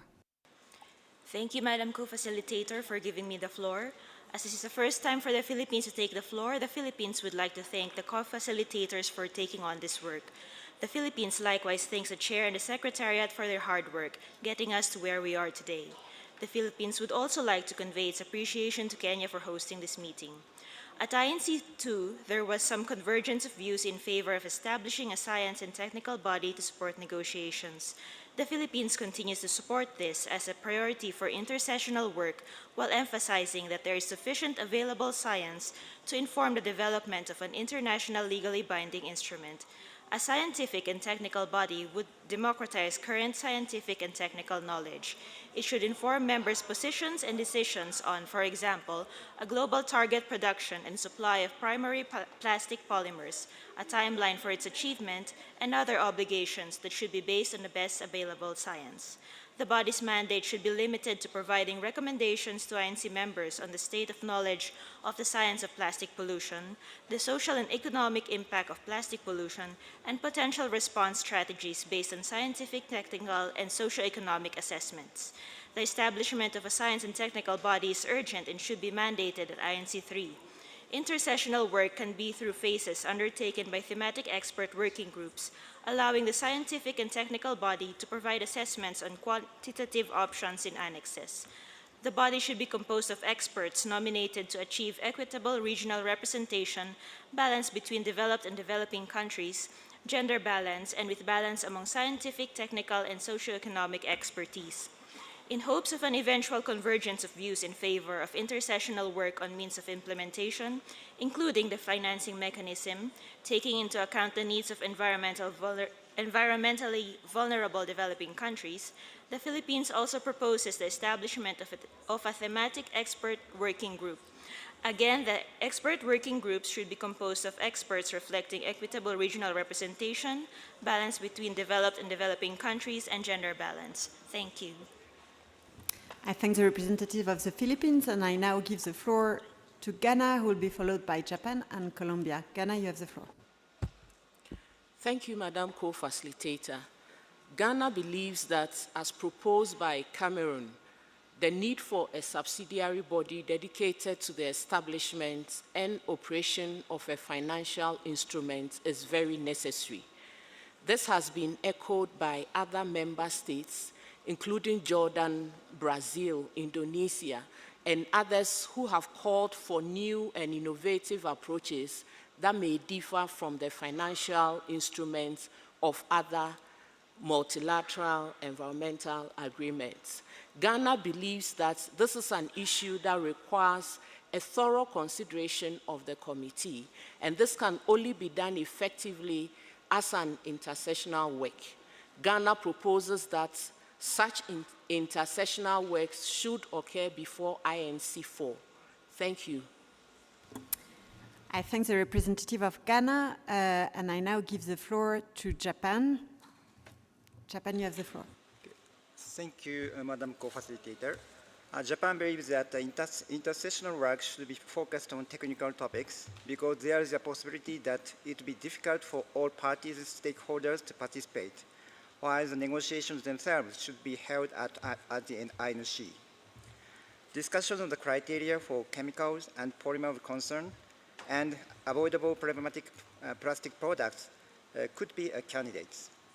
Discussion based on scientific evidence should include stakeholders from industry as appropriate. Prior to INC-3, an informal technical dialogue co-chaired by the UK and Brazil was held. Although the meeting was meaningful in that it was the first effort to obtain the opinions of experts from each country, it was limited in time and was only an informal setting. For the international session, it would be beneficial to establish a formal expert meeting with a clear mandate similar to the one of the POPLOC and the Stockholm Convention, which takes into account the balance of each region, is clarified from the stage of drafting standards. It enables us to deepen interactive discussion on the issues identified in INC-3 in the dialogue format. With regard to the means of implementation, we think that it would be useful to review the bilateral, regional, and international arrangement in which that support has been provided so far, and to share what has been effective in what areas from each country, in order to consider implementation of effective supports, taking into account the cost. Thank you. I thank the representative of Japan. Colleagues, just to mention that I'm seeing some new countries adding to the list of speakers. I mean, we know that it's an important discussion, and so I'm happy to indulge, just to keep in mind, you know, the time. So I now give the floor to Colombia. I just want to check with Australia. Okay. So Colombia, followed by India, then Rwanda, and then Uruguay, and then I'm closing the list of speakers for member states. Colombia, you have the floor. Thank you, co-facilitator. In the view of Colombia, we consider a key signal of progress to agree on launching technical intersessional work to put together data, knowledge, and findings of the best available science to inform the INC on its discussions of the draft treaty text. We should focus on developing useful criteria, discussing definitions, but mainly over the basis of priorities defined here in INC-3, coming from the topics already highlighted during the contact groups of INC-2. Such technical work that we expect can be both in relation to core obligations and control measures, as well as on means of implementation, as expressed earlier by Brazil and many other delegations. Regarding modalities, in addition to what has been mentioned, but by many countries about the need of regional and gender balance, and also balance between developed and developing countries, we consider important to include relevant expert and technical advice according to the particular needs of each of the topics of the intersessional work. Furthermore, we would request the chair, with support of the Secretariat, to prepare a first draft of the treaty for consideration at INC-4 based on the discussions that we intend to have here in INC-3. Thank you. I thank the representative of Colombia, and now I give the floor to India, who will be followed by Rwanda and then Uruguay. India, you have the floor. Thank you, Madam Co-Facilitator. India believes that intersessional work should be transparent, participative, and inclusive. There have been several topics that have been highlighted by many other countries for the intersessional work, and India agrees to many of them. There have been some of the topics to which India doesn't agree to, and that would be taken up during the discussions further. India would like the intersessional work on a very important topic to take place, that is to map the current funding and finance available to address plastic pollution and determine the need for the financial support for each country in order to meet any potential obligation that would emerge from the instrument that would be adopted. Thank you, Madam Co-Facilitator. I thank the representative of India, and now I give the floor to the representative of Rwanda. Rwanda, you have the floor. Thank you, Co-Facilitator. My delegation also believes that we don't have a lot of time, so we need to use the intersessional work really seriously, and we want to add to the list the need for primary polymer production. This is highly technical, and we believe leveraging on the intersessional work would help us to understand the subject further and allow us add it to the instrument. Thank you. I thank the representative of Rwanda, and now I will give the floor to Uruguay, who is our last speaker from a member state, and then I will allow for the intervention from one observer, which is the Scientist Coalition for an Effective Plastic Treaty. Uruguay, you have the floor. Thank you very much for giving me the floor. Uruguay strongly supports intersessional work to advance on substantive discussions and the development of the legally binding instrument. We should identify the priorities to start the work after the INC-3. Our preferences are to establish expert groups, including technical work on the restriction and elimination of plastic polymers and chemicals of concern, problematic and avoidable plastic products, as well as on means of implementation, among others. We are flexible on the format and composition of those intersessional groups, but they have to be transparent, informed by science, with regional representation and also gender balance. We also welcome consultations with observers. Thank you very much. Thank you very much, Uruguay. And so now I'm happy to give the floor to the Scientist Coalition for an Effective Plastic Treaty, who is NGO number 37. You have the floor.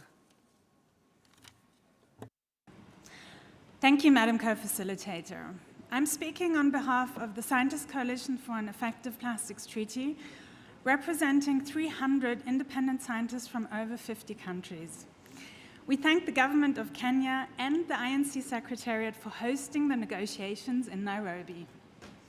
Distinguished delegates, observers, and stakeholders, our work here has the potential to protect current and future generations and ecosystems from the adverse effects of plastics and their chemicals if we get the details of this treaty right. As scientists with many decades of research on plastic pollution and plastic chemicals, we stand ready to provide expertise on these details to all delegates. Importantly, we request that scientific input be facilitated in intersessional work and via a dedicated subsidiary body under the instrument. Without such independent scientific input, we are concerned that the ongoing systematic manufacturing of doubt will derail the treaty process, and it will hamper ensuring that the best outcomes for humanity are achieved. We therefore urge the INC and its Secretariat to take the issue of conflicts of interest extremely seriously. We highlight the need to urgently commence intersessional work and to define clear and appropriate modalities for that work which allow for timely, multidisciplinary, cross-regional, indigenous, and local expert input. We also stress that without a robust conflict of interest policy, any intersessional work of expert groups and any work of a subsidiary body is set to fail. Instead, this work would then merely serve to protect vested interests while derailing the treaty. Thank you all for your attention, and even more, I thank you for your hard work in the interest of all people, current and future, and for the environment. Thank you, Madam Chair. Thank you very much. We have now reached the end of this agenda item. I just want to thank you, with my co-facilitator, for your very interesting intervention. That will continue to inform our discussion related to intersessional work at the third session. My co-facilitator and I will include key points from this discussion in our verbal summary under the next agenda item, as well as in our written co-facilitator summary that we will present at the first session. This concludes our oh, sorry, I see Brazil.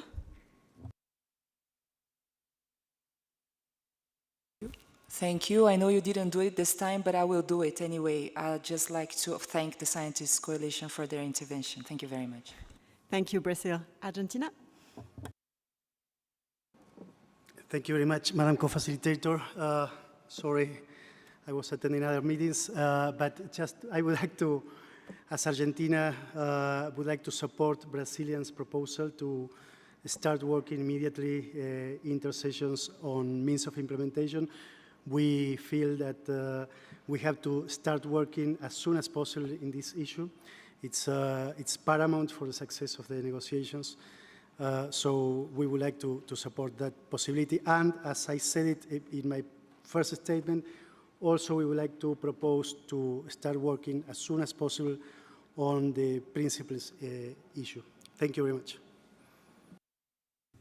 I thank the representative of Argentina. So this concludes our consideration of agenda item 3. We will now briefly suspend the meeting for 15 minutes. We're going to try to do it very quickly to allow my co-facilitator and I to finalize our verbal summary. So please do not leave the building and stay put, and we are reconvening at 7:15. Thank you so much.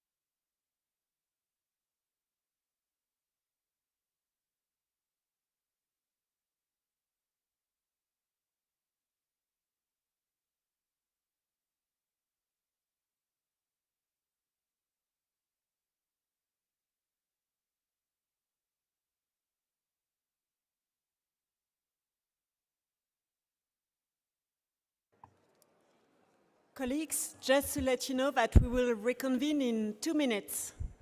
Thank you.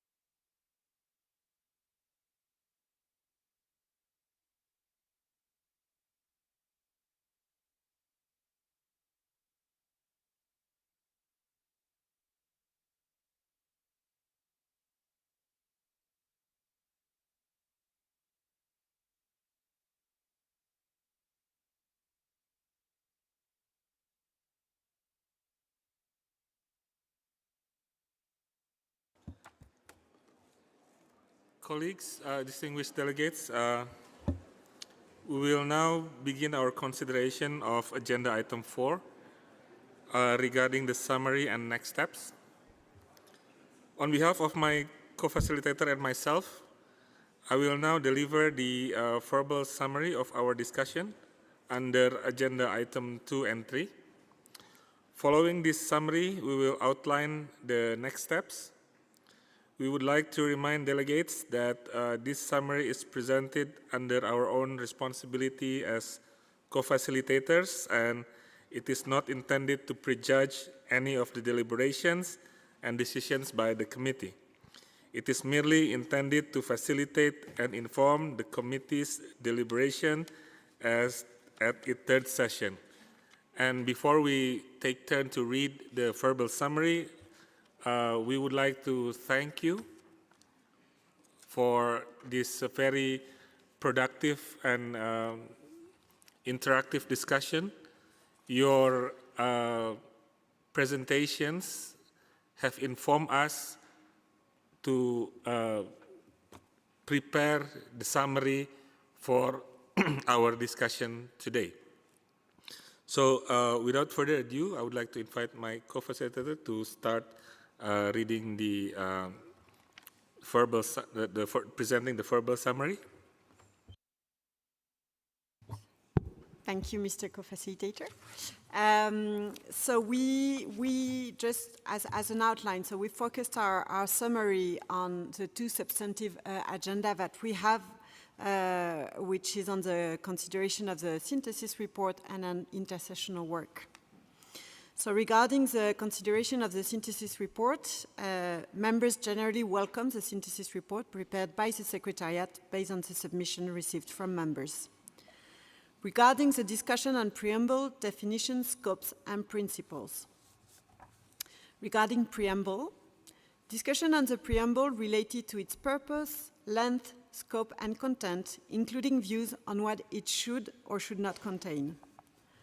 On the purpose of the preamble, references were made to the preamble recalling the history, providing the context, and setting the tone for the instrument. Some members referred to the preamble as not being legally binding, and others to the importance of having a short preamble. On the content of the preamble, members referred to the 2030 Agenda for Sustainable Development and the Sustainable Development Goals, emphasis on plastic pollution as a global concern and the urgent need for a global response. Reference was made also to other multilateral environmental agreements, including the Basel, Rotterdam, and Stockholm Convention, the United Nations Convention on the Law of the Sea, and regional agreements. Many members emphasized the need to recall UNEA Resolution 5/14 and earlier resolutions. Several members pointed out the need to acknowledge the different circumstances of different states, including the special needs and circumstances of developing states and the particular needs of small island developing states. Many members called for a reference to a human right-based approach, the human right to a clean, healthy, and sustainable environment, the right to health, and the right of indigenous peoples and local communities. A number of concepts, approaches, and principles were raised by delegation for possible inclusion in the preamble or a separate section. We outline some of these here without prejudice to whether and where the INC may decide that they should be reflected. References to the eradication of poverty, the importance of plastic, the sustainable management of plastic, and the circularity approach were also called for. Some members expressed the view that the relationship between climate, biodiversity, and pollution, and the importance of different sources of knowledge, including indigenous and local knowledge, should also be contained in the preamble. Some members suggested that the preamble should be drafted only when the most substantive elements of the instrument have been developed. Regarding the definitions, it was suggested that, as far as possible, existing internationally agreed definitions, including those endorsed in other MEAs or processes, or those contained in documents UNEP/PP/INC1/6 and UNEP/PP/INC1/7, could be relied on or used as a starting point, while acknowledging that some specific terms may need to be adapted for the purposes of the instrument. Many members referred to the need to include agreed definitions in the instrument. It was suggested that clear agreed definitions of key terms could provide clarity for the negotiation and avoid ambiguity for the operation and implementation of the instrument.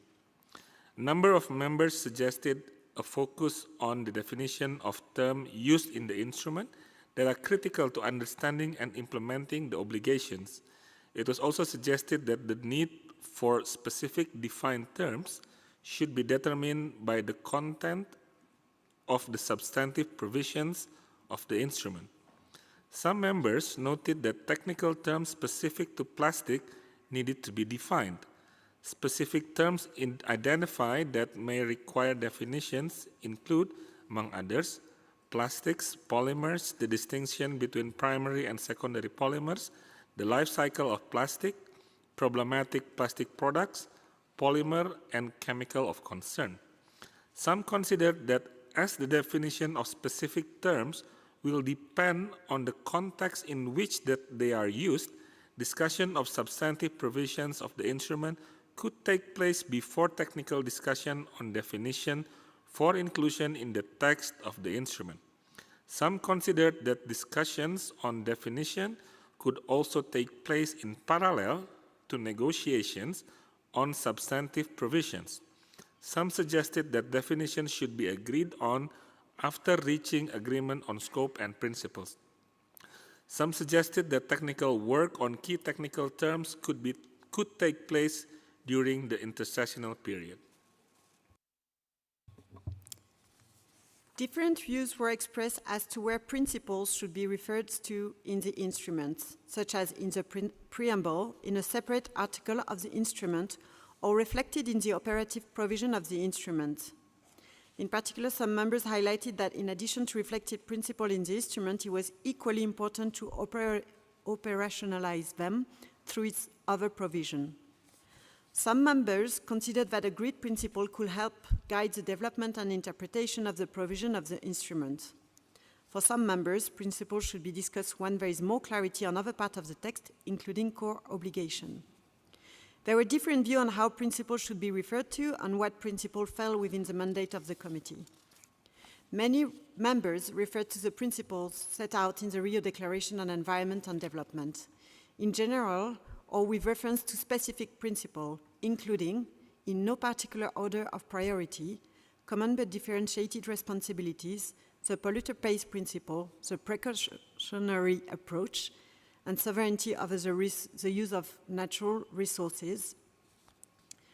Just transition and the protection of vulnerable community were also referred to, as well as shared responsibility, intergenerational equity, prevention, non-regression, ecosystem approach, extended producer responsibility, transparency, inclusiveness, bottom-up approach, a gender perspective, general principle relating to marine pollution, circular economy, non-discrimination, based available science, local and indigenous knowledge, access to information and transparency, sustained economic development, equity, trade, promotion of cooperation at regional and international level, and the 3 R's of waste management. With regard to the scope, many members expressed the view that UNEA Resolution 5/14 provides a basis for the scope of the future agreement, and that the scope of the instrument should be based on a comprehensive approach that addresses the full life cycle of plastic. Some members highlighted the relevance of additional specific elements for inclusion in the scope of the instrument, including with reference to the Sustainable Development Goals. Some members indicated that the life cycle of plastic should be further defined. Different views were expressed on the extent to which raw material extraction and polymer production should form part of the scope of the instrument. Reference was also made to the need to include micro and nanoplastics and to all types of plastic irrespective of their origin within the scope of the instrument. Some members highlighted that the focus should be on the elimination of plastic pollution rather than plastic. Some members noted that the scope of the instrument should be broad enough to cover plastic pollution affecting all ecosystems, including releases in air, water, and soil, and in different geographical zones, including terrestrial and marine and coastal environment, freshwater and mountain areas. Some members noted that the scope of the instrument should not overlap with that of other MEAs. Some were of the view that the instrument should not address trade, while others indicated that provisions should promote trade development rather than restriction and should be in full conformity with the World Trade Organization. The transboundary nature of plastic pollution was highlighted by many, and some members were of the view that the instrument should apply both to areas within national jurisdiction and in spaces and territories not falling under the sovereignty of states. It was further suggested that the instrument should cover activities within area where a party exercises its jurisdiction or control. It was also mentioned that geographic specificities should be addressed. It was also mentioned that scope should cover the type of plastic to be addressed by the instrument. Some members raised the possible need for exemption for national security issues and health emergencies. Some members considered that a provision on scope was needed. Other members were of the view that this is not mandated by Resolution 514 and or that such a provision was not needed. One observer highlighted the importance of International Labour Convention and standards. Another observer referred to the need for coherence and treaty convergence that will ensure uniformity in commitments across multilateral environmental agreements. One observer referred, among others, to the importance of referring to the special situation of vulnerable countries and the need for finance and in the preamble of the instrument. Another recalled the essential role of local and subnational government. Another observer suggested the inclusion of the principles of human rights and environmental law in the instrument. Thank you. So we are now getting to the second part on institutional arrangement. We apologize that it's a bit long, but that shows how rich the exchanges were today.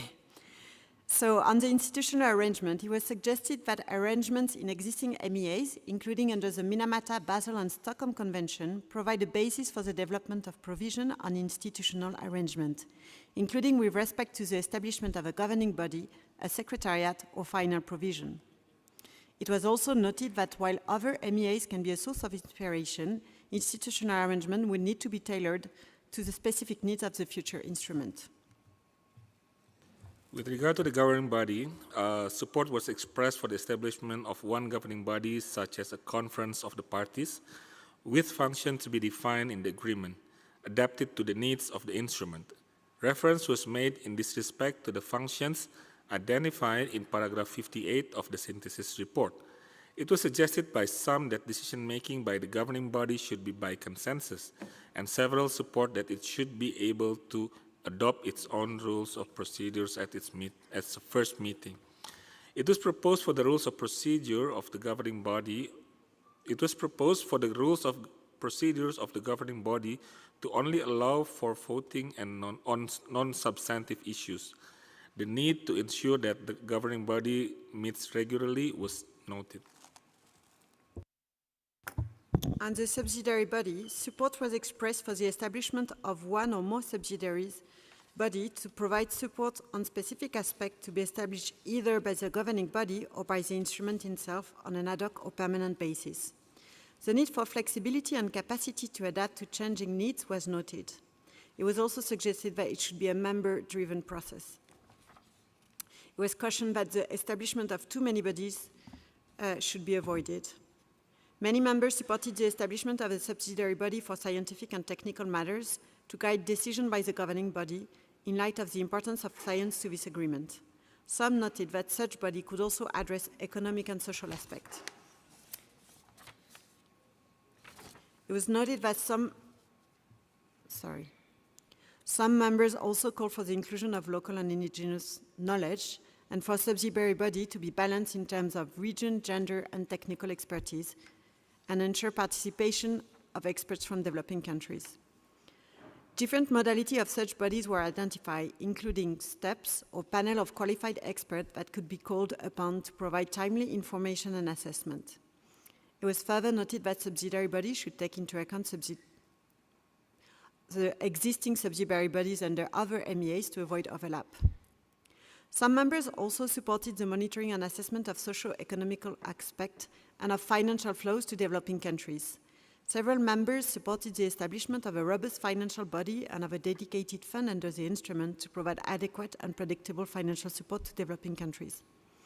It was further noted that several countries emphasized the need for subsidiary bodies to facilitate capacity building and technology transfer. Reference was also made to the need for an implementation and compliance mechanism, as well as to monitor progress to further elaborate when substantive provisions were more clearly defined. Transparency and facilitative nature of the compliance committee were called for. The view was also expressed that compliance issues should be left for national assessment. The importance of meaningful participation of developing countries, including small and vulnerable island states, in subsidiary body was highlighted. I promise it's only 2 more pages. It was suggested that participation of other stakeholders could be decided by the governing body. Support was also expressed for the establishment of a multi-stakeholder agenda. Finally, an observer intervention highlighted the importance of defining modality for engagement with independent scientists, including in the INC process itself. With regard to this issue of secretariat, support was expressed for the establishment of a secretariat, including with function as described in paragraph 85 of the synthesis report.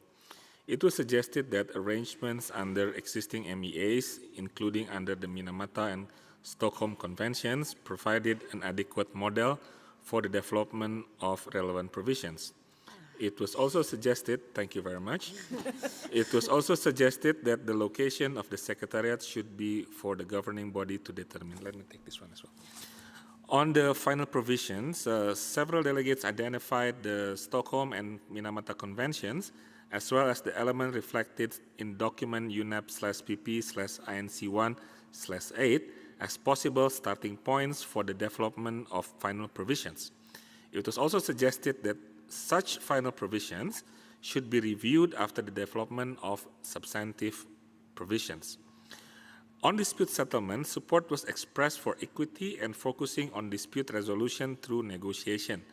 A group of members highlighted that the establishment of a court of environmental issue would be beyond the mandate of the instrument. Some members supported the development of provisions on annexes and provisions for their amendment, while others considered that the need for such provisions should be assessed in light of the development of the substantive provisions. On amendment on the instrument itself, some delegates emphasized that amendment should be able to be proposed based on science. It was suggested that it would be premature to debate entry into force, but it should be a simple process. Some delegates expressed concern that it was too soon to negotiate on reservations and withdrawal. Others noted the importance of consistency with the Vienna Convention on the law of treaties in this regard. Support was expressed for provisions on relations with other MEAs to avoid duplication. It was also suggested that while non-party references could be appropriate, they should not impose requirements on them. And we're getting to the final point, intersessional work. So on intersessional work, the Secretariat presented some general indication regarding the potential timing and modalities for any potential intersessional work that could be mandated by the INC in light of the overall time frame of the INC process. Several members requested additional time to consider the presentation made by the Secretariat to allow for a thorough discussion on intersessional work. Some felt the discussion was premature and requested that these subjects be revisited during INC-3. Intersessional work was broadly supported, with members deeming it essential to make the most of the time between INC meetings, beginning with the intersessional period between the committee's 3rd and 4th meeting. This work could focus on technical aspects relating to the convention and should not prejudge its content, although the possibility of working on the draft of the instrument to advance the text was raised. Many members supported the notion of selecting priorities across the life cycle of plastic. These could broadly be grouped into scientific, I'm starting to think it's personal, and technical work, and means of implementation. Scientific and technical work could include inter alia aspects such as chemicals of concern, avoidable and problematic plastics, design for circularity and eco-conception. Intersessional work on polymers of concern was raised as a priority by many members, although some deemed such work to be beyond the scope of the instrument. Most members converge on the importance of targeted discussions of means of implementation and mobilization of financial resources. In doing so, it was suggested the preparation of a study on the current financial flows to address plastic pollution, determination of funding gaps, and possible establishment of a subsidiary body on financial resources, which were raised as potential area for action.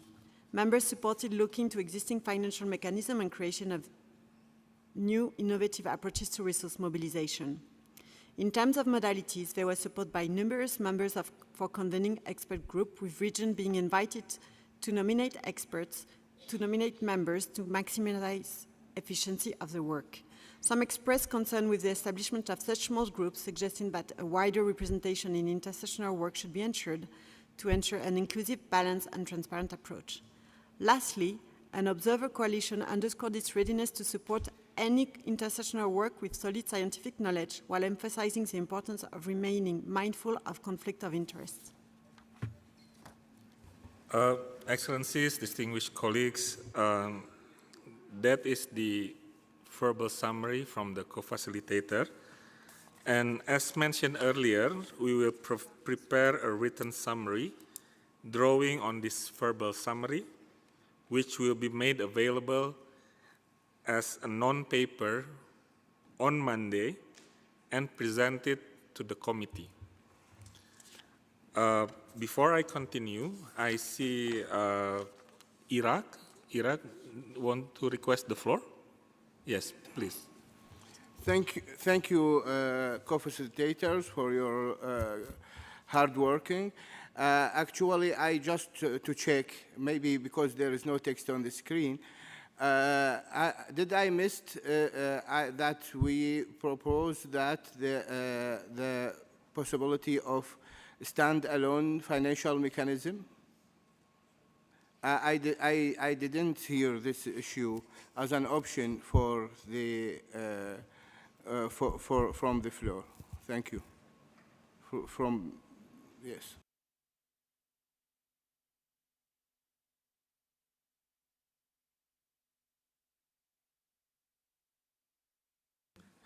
Yes, it was under the subsidiary body, somewhere there, I remember. But just give us just 1 minute to double check about the... Here. Okay. Yes, sir. Thank you.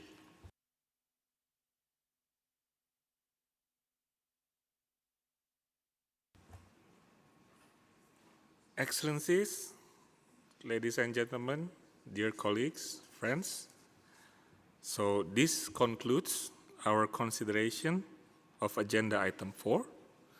And now it is my pleasure to hand over to my co-facilitator for the closing of this meeting.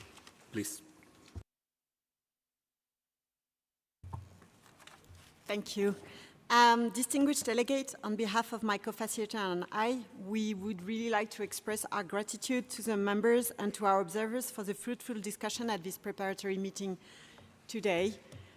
We believe that these discussions have laid good groundwork for the committee's deliberation at the first session and as intended to provide a helpful complement to the draft text. It has been our pleasure to facilitate this meeting, and we look forward to working with you during the third session. Before we close our meeting, I would like also to invite the Secretariat to make final announcements. Secretariat.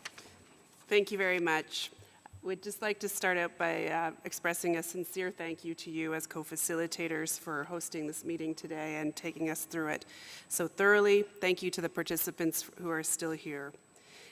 Just in terms of announcements, for the opening segment of the third session on Monday, we kindly advise delegates to plan sufficient time for your arrival to the campus on Monday.